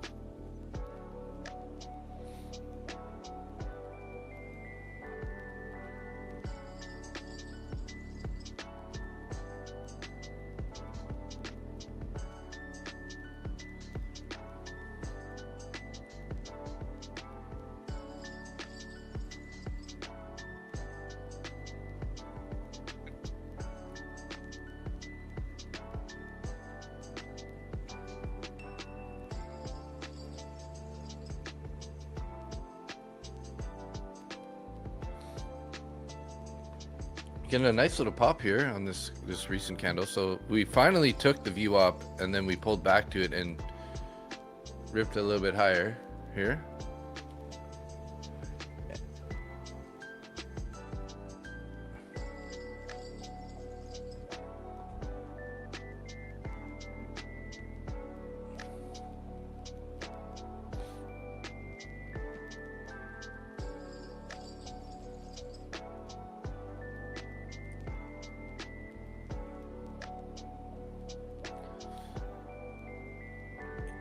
Tim says, well, I have to work to do. Have a great weekend, everyone. Thanks for all the help. Hey, yeah, have a great one, Tim. You have a good weekend. I'll see you Monday morning. Hopefully by then I will have gotten an options account or an options prop account. We shall see.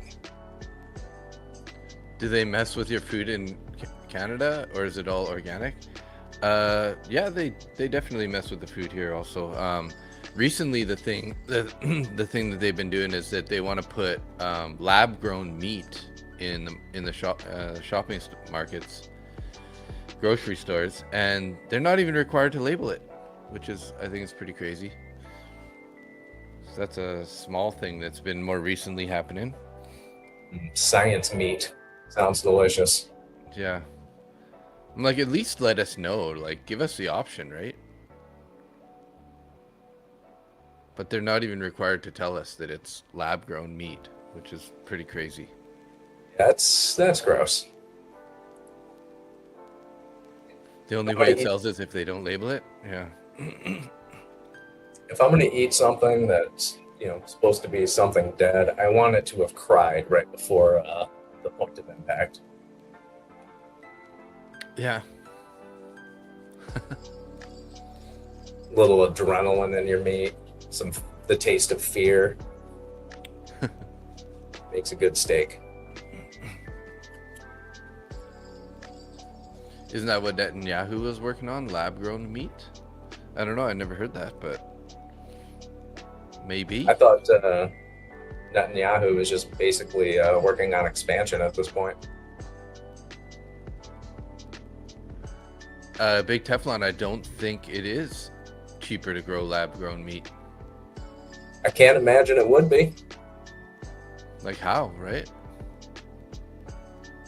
And if it is, like, what is wrong with the farming systems? You know, like are they spending too much money on medicine and feed, or you know, Dave? the cost of the hay bales are too expensive, or like what the heck?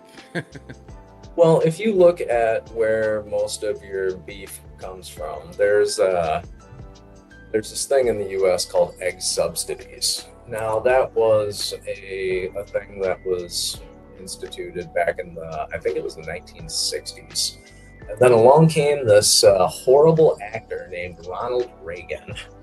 And basically, he put forth all this shit like he was for the farmers and all this, and then cut everything that had to do with agriculture, came up with this bullshit trickle-down economics nonsense, which I'm still waiting to trickle down on me like the money shot at the end of a porno.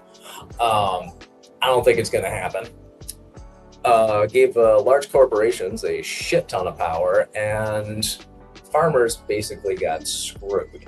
And if you don't believe me and you're one of those Ronald Reagan bootlicker fans, well, guess what? You're wrong. I'll argue with you. You remember at the same time when Willie Nelson actually had to step up and create something called Farm Aid, so that way the farmers in the U.S. could, survive? Yeah, there's a lot wrong with agriculture in the U.S., and most of it isn't due to having to buy medication or farming practices or anything like that. Most of it has to do with how the U.S. government actually gets involved with the farming industry, which is horrific. And those egg subsidies that I just mentioned, Yeah. when those get cut, it's not just eggs that the price goes up on. It's eggs, poultry, beef, every single meat and dairy product that you buy, down to and including butter and lard, gets affected by that. So, the more you know. Yeah. Jerry says it might be a conspiracy, but I also saw they're selling more and more seedless fruit, so people can't grow their own fruit and they sell it as convenience. Yeah, I did. Yeah. I saw something about that too. So there might be some truth to that. So even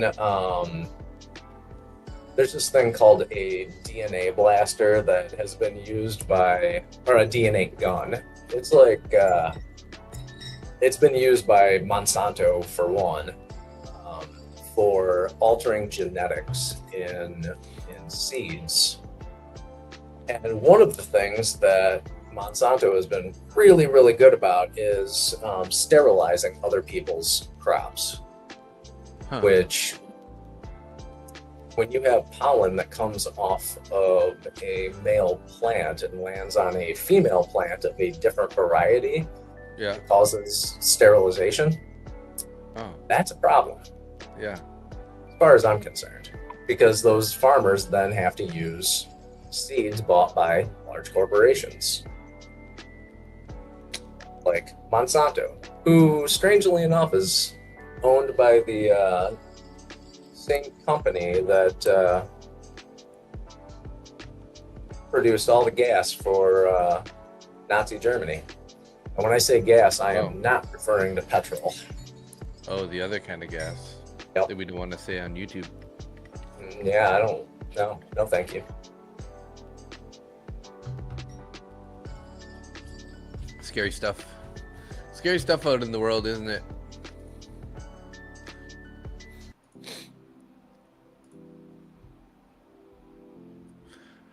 Milton Friedman, the guy who came up with trickle-down economics, the guy is a horrible little goblin. Yeah, he's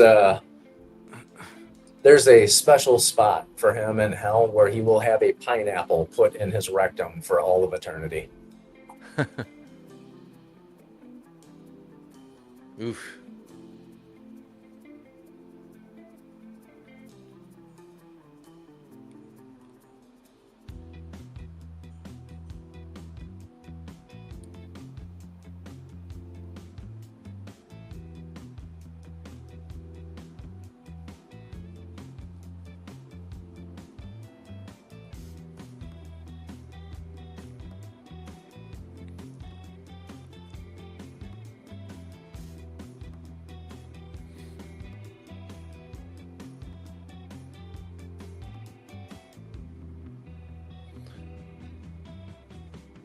It's scary to think what people will do for money and power. Yeah, Czar.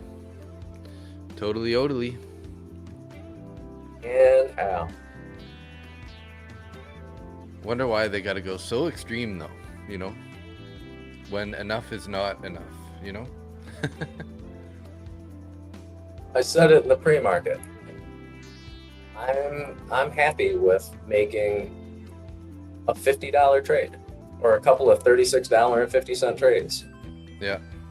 I'm wondering if my tune would change if my average was 1,000. Would I then want more? Would I start getting greedy? Right. I would like to say no. But when it comes down to it, I don't know. That might just be the nature of wealth. The more you accumulate, the more you want. Mm-hmm. And I wish it wasn't that way. But that seems to be the case.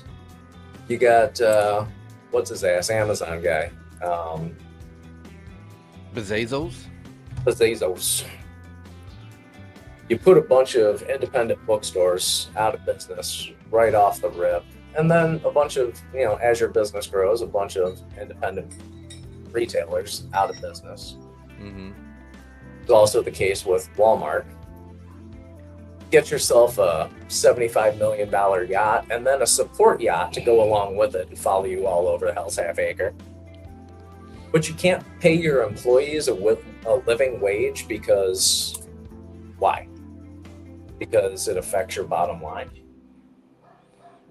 Yeah. Well, I can see where you could put $50 million into that business to actually pay your employees a living wage, and maybe hire somebody full time rather than part time. Give them benefits. I don't know. I'm just spitballing here, but Seems pretty reasonable. I think it is.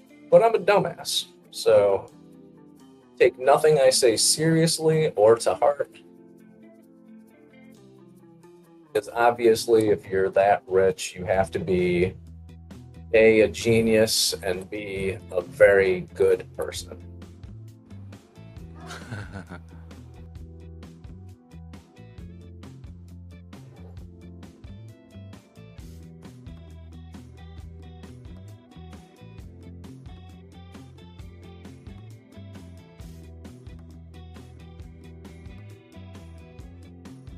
So I'm getting a bunch of wood chips delivered.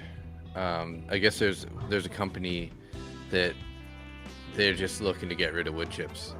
So basically we gave them a Google review and they're coming to drop off a load of wood chips. So it's nice because I need to like sort of redress the garden. Oh, okay.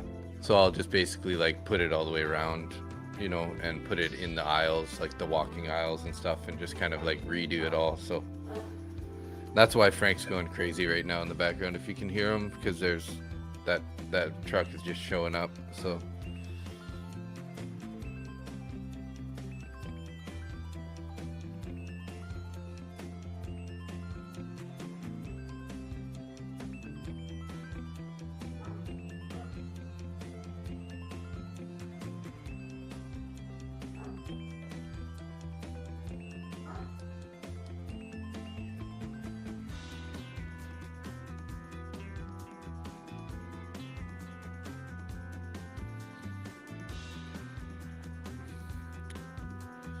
Well, we're just stuck here at the POC now. I was saying earlier, if we could get above the POC, if we could get above the VWAP, I'd be looking for potentially take a long, but just sitting on the overnight VWAP, sitting on the POC, it's kind of hard for me to do that. I want to see some sort of volume or something, but we're also getting sort of to lunchtime now, almost. Oh shit! It is. Wow. Why are we still sitting at a computer at 11 o'clock on a Friday? It's a good question. There's no good excuse for this. I did take a little scalp earlier, and I'm only down $6.50 now in that TPT Pro account. But I am, I did pick up 3 Lucid daily evals, and I'm up 400 and about 400 in each of those. Ooh, I'm not trading my 4, Lucid. 430 and 418. Forgot about my Lucid accounts today. Too many too many accounts, eh? Yeah. I'm on my third basket of 20 right now, so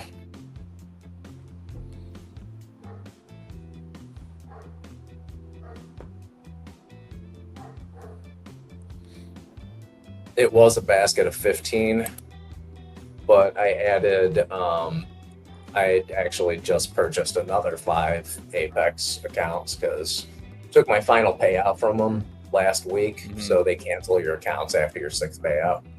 Oh, damn. Unless you're still trading legacy accounts. Gotcha. I'm just gonna go try to calm Frank down real quick. I'll be back 1 sec.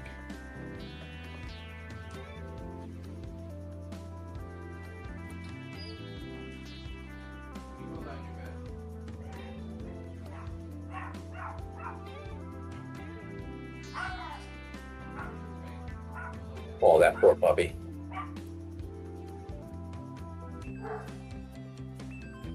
Sounds like he's having a bad time of it today. Really wants to go out and say hello to the wood chip people.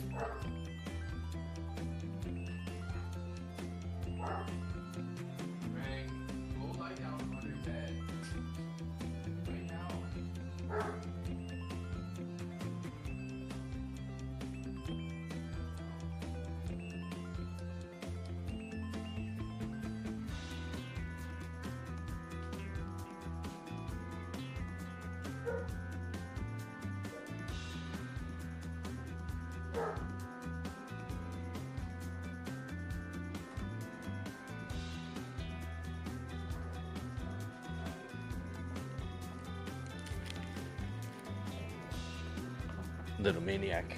Well, not so little maniac. Big maniac. How do you use Traders Post with 20 plus accounts? The max they allow is 6, I think. Well, funny thing. So what happened was, so the max on the basic account, 6, and that's what you start with. And then you can add onto that, and then you can upgrade your account, and then it will give you, I think, 20. And then you can upgrade your account again, and it just keeps going and going and going. And then after you hit a certain point, you just contact Traders Post, and you put in however many accounts you want. My account's set at 6 live accounts, 1 paper account. No, mine's set at 20 live accounts, 100 prop accounts, and 1 paper account.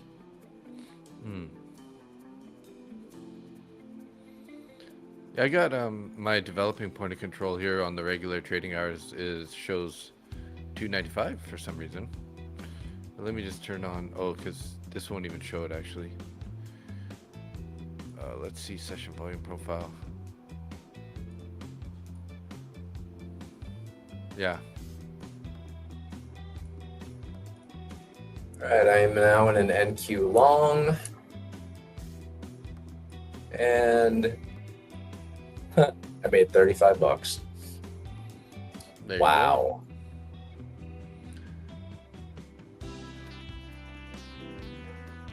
Yeah, if you, Big T, you should be able to just like add some accounts to it and not pay for it or like not buy it, and it should tell you how much it's going to cost you per account. Like, and unless you're like, really, there's not much benefit to going up to the higher account types, because unless you're trading cash accounts, then you can kind of just add on, you know, prop accounts to the lower level subscriptions.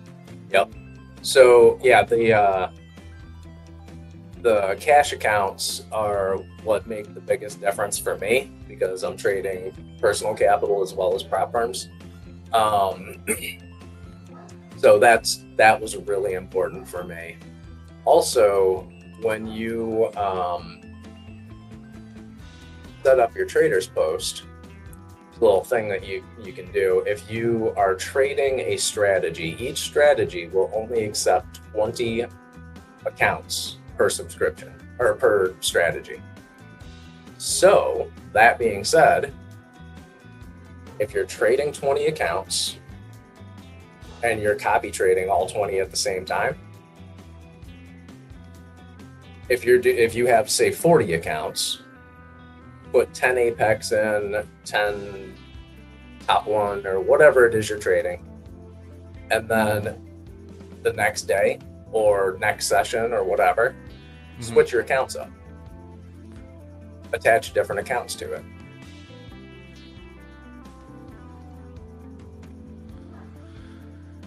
Yeah, I mean, technically you could just like swap between your strategies and quickly enter if you wanted to try to get all of them in, right?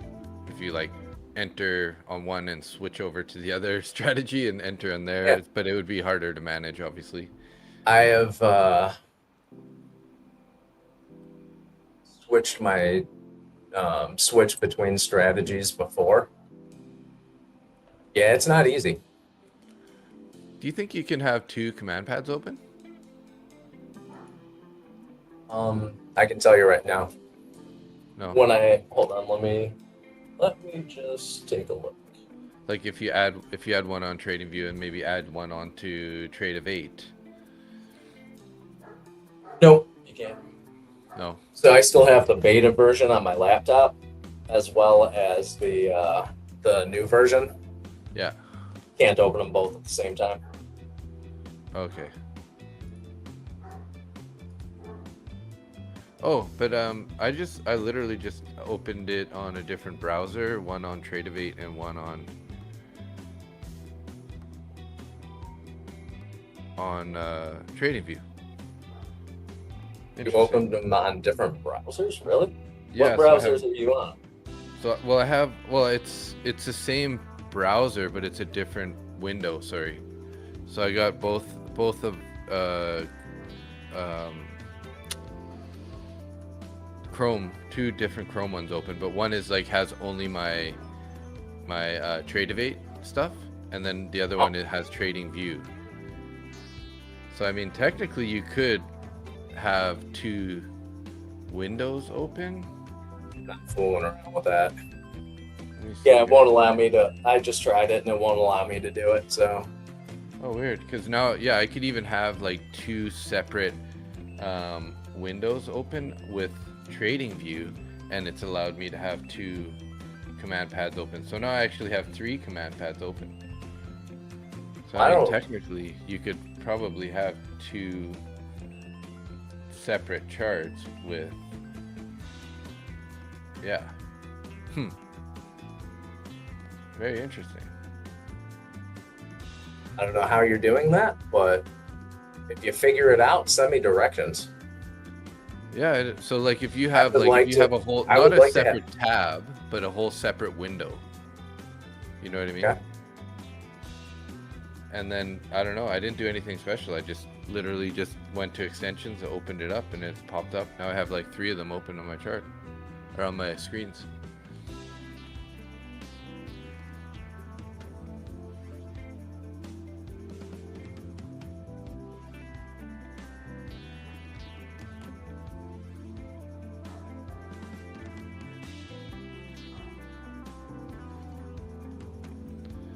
I don't think it's 300 a month though, Big T.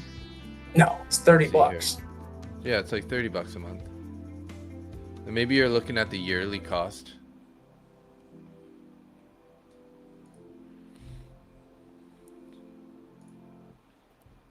Like I'm on the starter.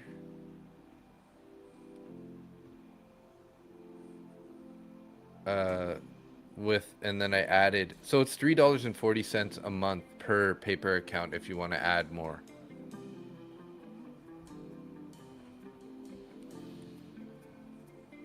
And it's $33 a month for the starter plan.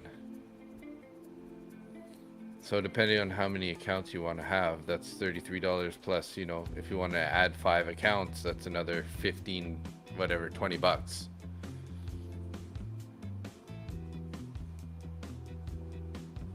Yeah, prop accounts are paper. Yeah, prop accounts are considered paper accounts. And So it doesn't that's- matter if those accounts are funded or not. All prop accounts are considered paper. Yeah.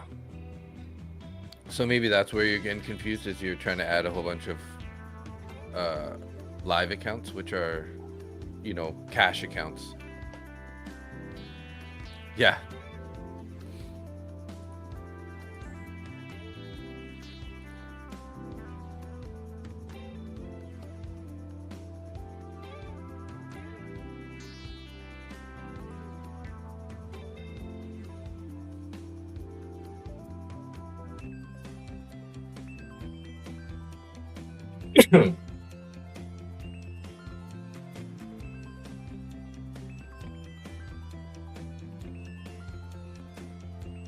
Well, we never got above the point of control, so I'm still just waiting for a long. Hey, look at this.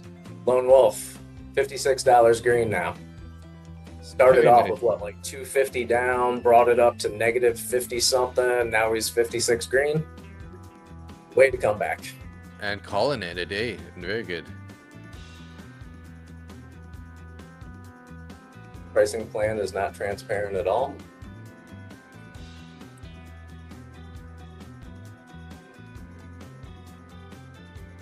Let me pull it up. Yeah, it's pretty transparent. Like, That's- yeah, it's just, I did notice before when the first few times I was looking at it, I was a little confused, so. You got to remember, this whole everything in here was built by a bunch of tech nerds. So Yeah. It does take a little time to sort of get used to how you got to build your strategy and connect your Yeah. accounts and everything. But once and they have really good support too. So if you have any issues, like they'll definitely help you out right away. So, and then once you do it a couple times, then it just becomes pretty easy to do. unless you're me, and then it's going to take like 15 or 20 times. Yeah. Yeah, Big T. I felt the same way. I thought like live was like if you have a funded prop account or something, right? I'll be right back. So I'm looking at this here, and starter. Okay, so the starter up at the top says $39.20 a month.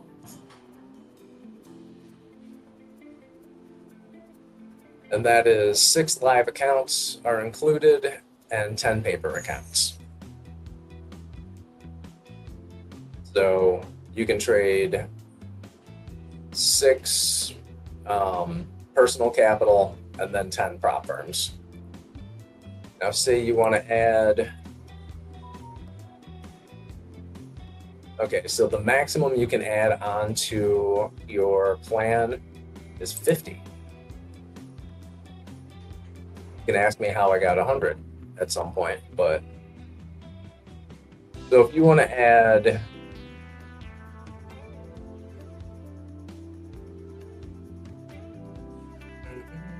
say you want to have 10 live accounts and 50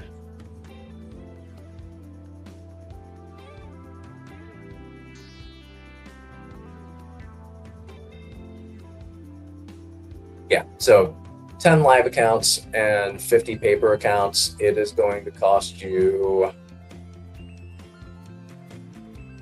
$471.20. That's if you're trading 50 accounts.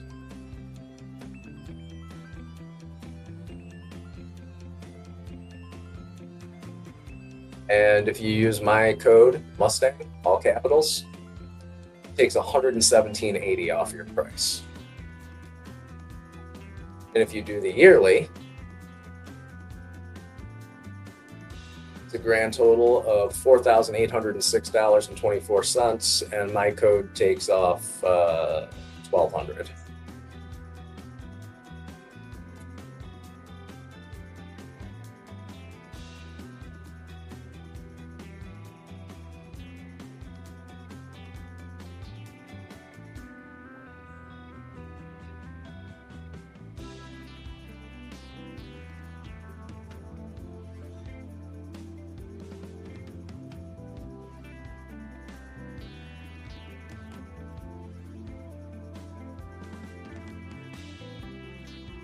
If I ever get to 50 plus accounts, I have other problems than the cost of Traders Post.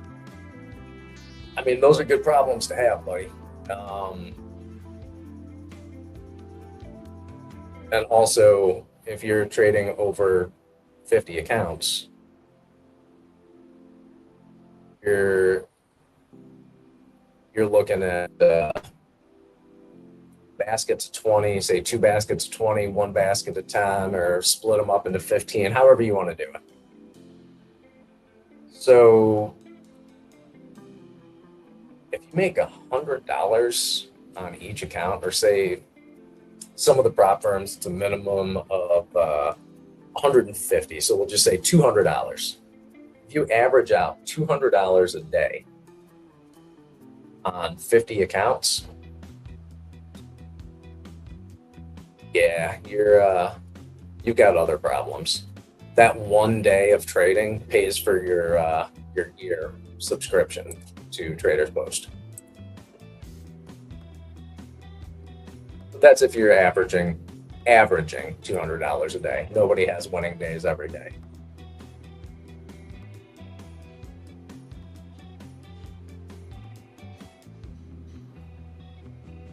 Five-minute MNQ, SPB at 9 EMA, still above the 9. It's a nice long. Yep.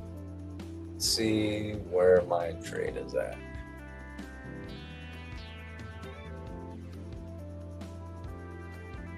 Oh. Took profit at $200. And my RTY long in at 3,000, and I think it was 3,009. Yeah, 3,009.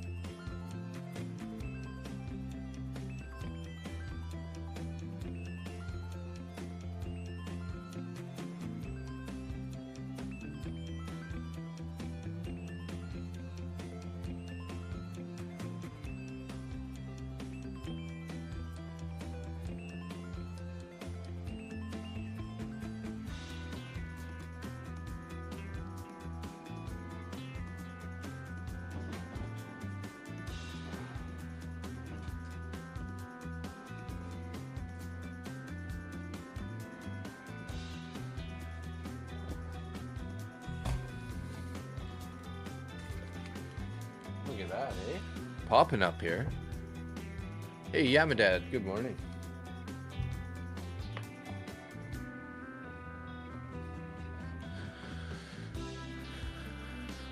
Got a buy volume ball finally. First one in a while here. Hey! 69 contracts at, well, there's one more here. 364 first, now 376, 328.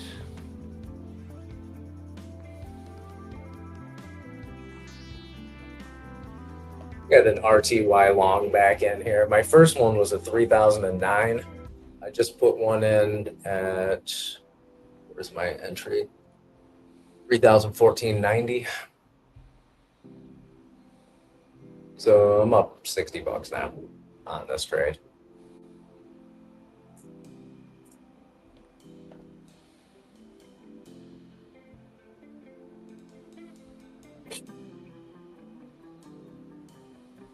I'm going to lock in 35, up 75.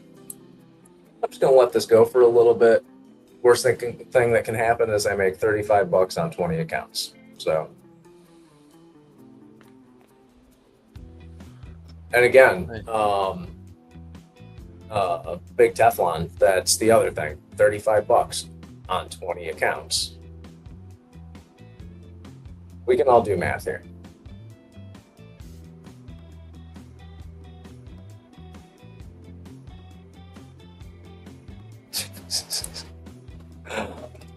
Everybody seems to be making profitable mistakes today. This is the best kind to make.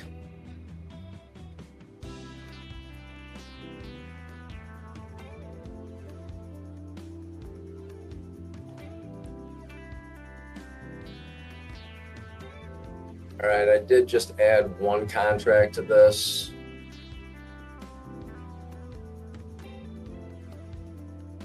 It was looking pretty bullish there when I see it on my, I've been keeping it open on my side chart. NQ's also ripping here.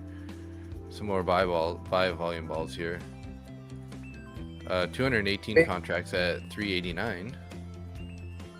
Make more money more quickly on NQ, but I like the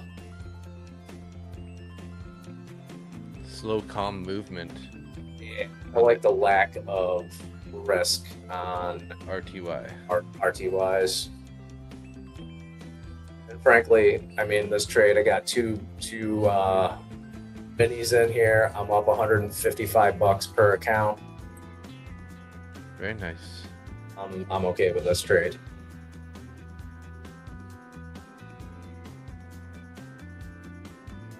Just added one more to it, locking in 50 bucks. So I got 3 in total.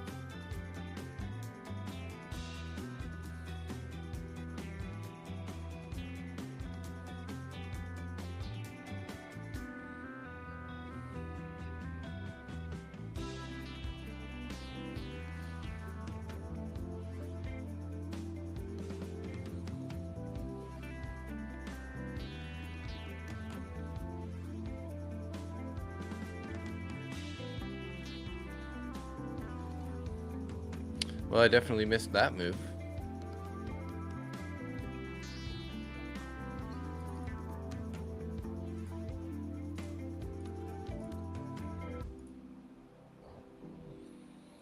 We did take the +2 deviation band on NQ there.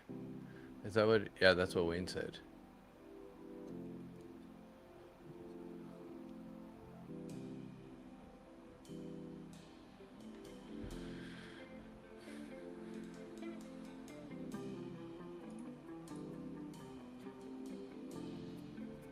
Made my $50 on that one. I added in at exactly the wrong time. Shoot. I made 50 bucks. I'm good. And this is why you're sitting in front of your computer on a Friday.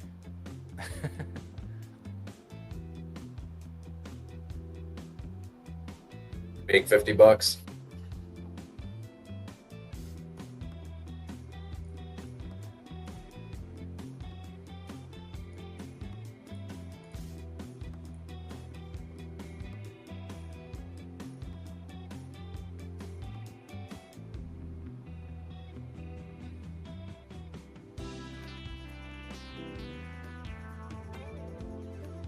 Ooh, NQ's still just ripping here.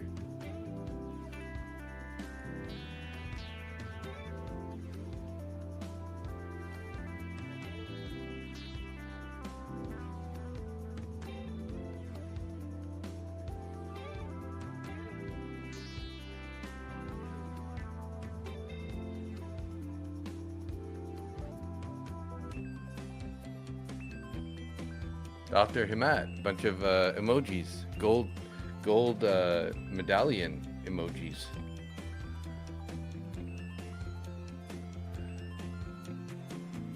You're gonna take the dip buy and collar away? Yeah. I don't know. Just today's it's Friday.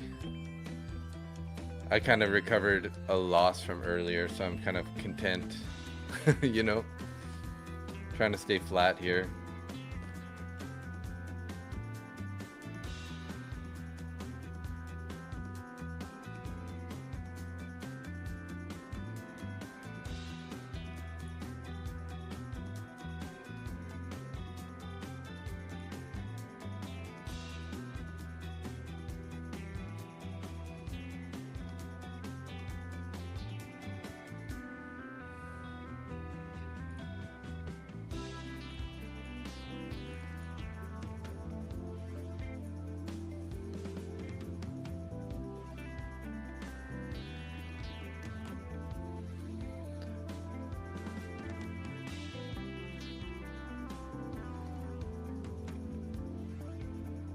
Looks like that RTY is still pulling back a little bit. Nothing too crazy, but a bit.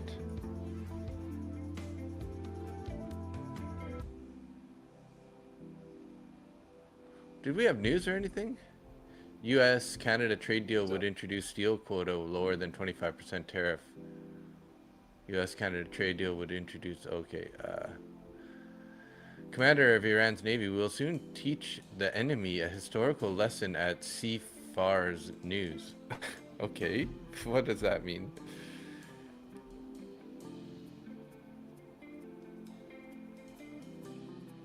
And I got 2 big contracts in on NQ, locking in 155. Whoa.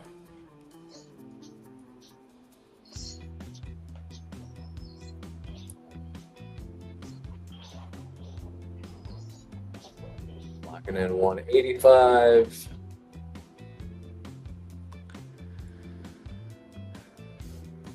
$50. 305.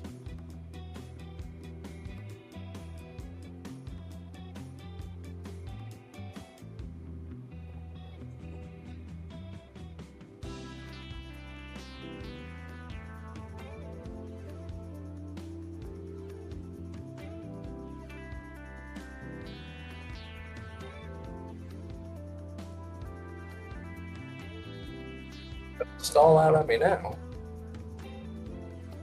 Yeah, after those couple candles, we are above value area high, but you know, that was a nice take of it too.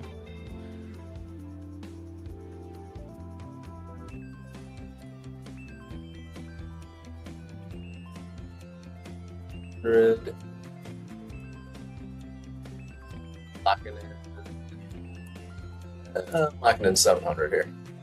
Wow, nice.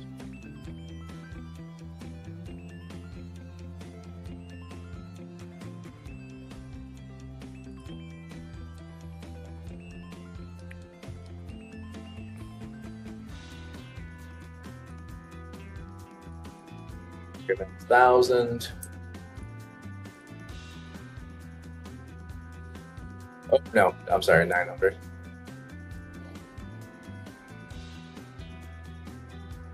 13, 15, 25. 12. Keep going.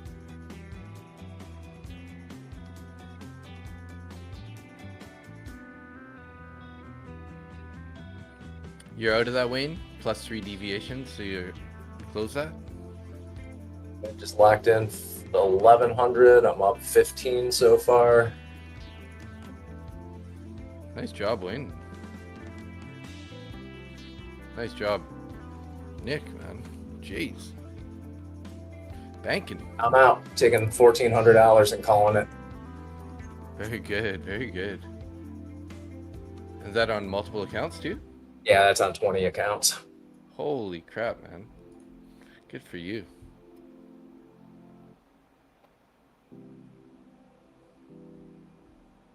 Yep.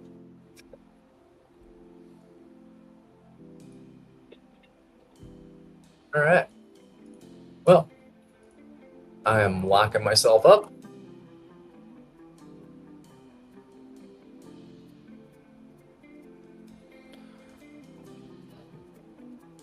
You got the dip? Thanks, Dave. Yeah, nice job, Wayne. Good job. Beautiful trade. And Nick. That's pure luck on my part.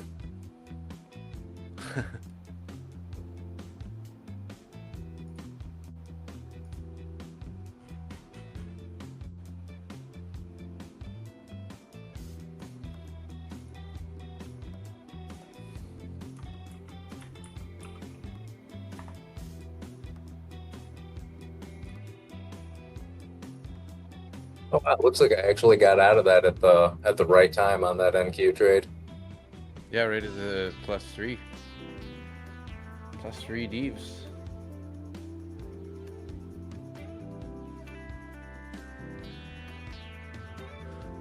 You got 2 hours till the vet appointment, eh?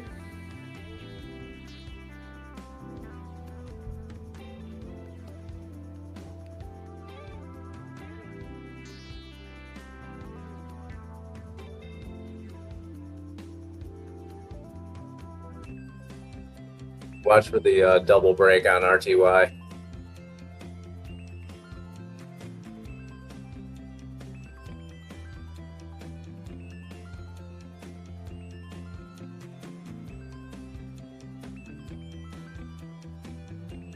Well, Dave, I think I'm done for the day.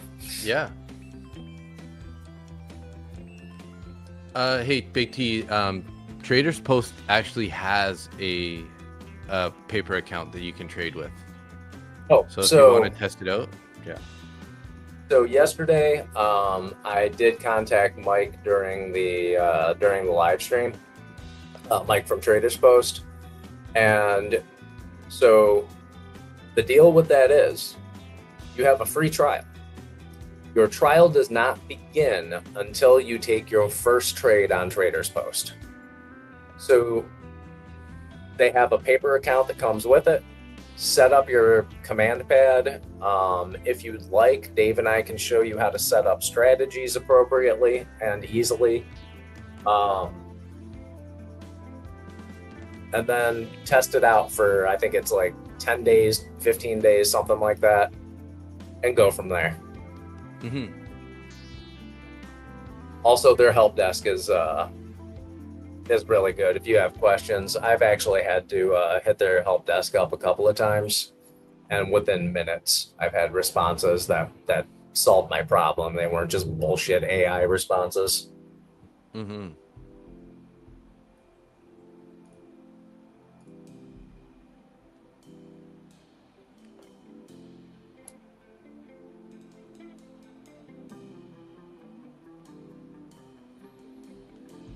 So yeah, check that out.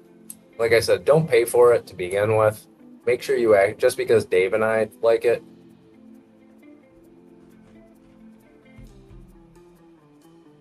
Should be okay setting stuff up. I'm tech savvy. All right, cool. I just offer to help because I am not, and I know what it's like to be frustrated trying to set up anything tech related because I have such a hard time with it. Mm-hmm.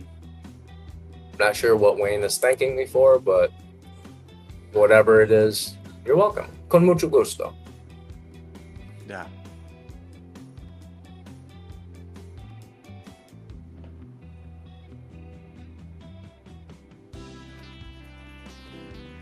Fall day, yes.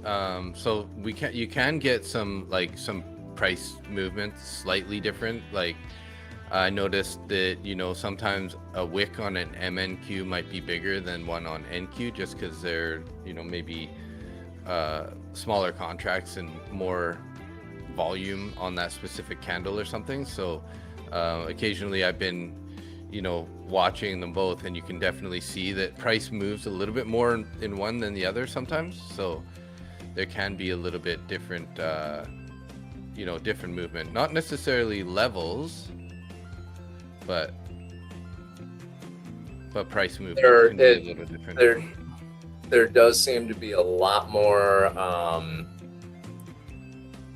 contracts placed on MNQ than on NQ.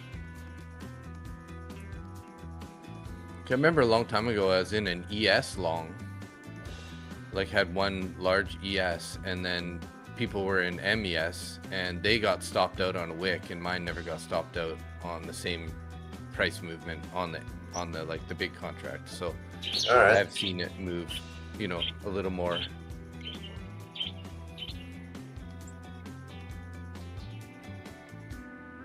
Real happy bird up above me. Yeah, I hear that. Well, let's call it a weekend, everybody. Sounds good to me. I'm just closing up everything, locking all my accounts out, and yeah, it was a damn good day. Very good.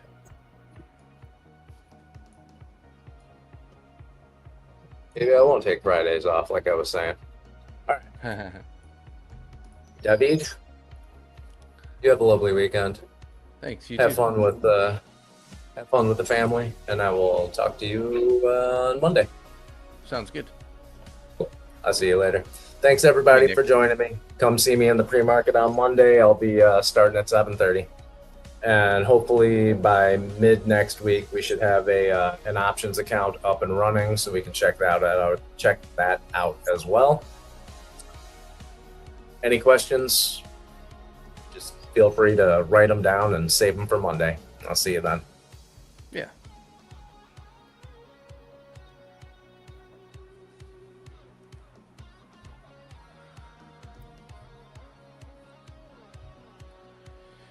Yeah, so let's call it a weekend here, guys. Thanks a lot for hanging out. Appreciate it. We will be, for sure, I'm going to be live on Sunday. You know, as you guys know, I've been dealing with some family situations here, so I've been kind of a little bit inactive throughout the week here a bit. Going to try to get back at it, you know, Sunday and all through next week.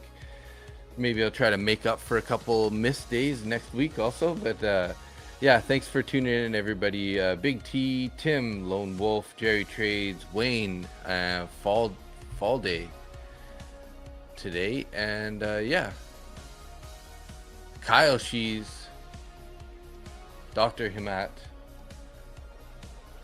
Good morning, good morning. All right, guys, thanks so much, and yes, we'll see you guys on Sunday, and yeah, have a great day. Peace out.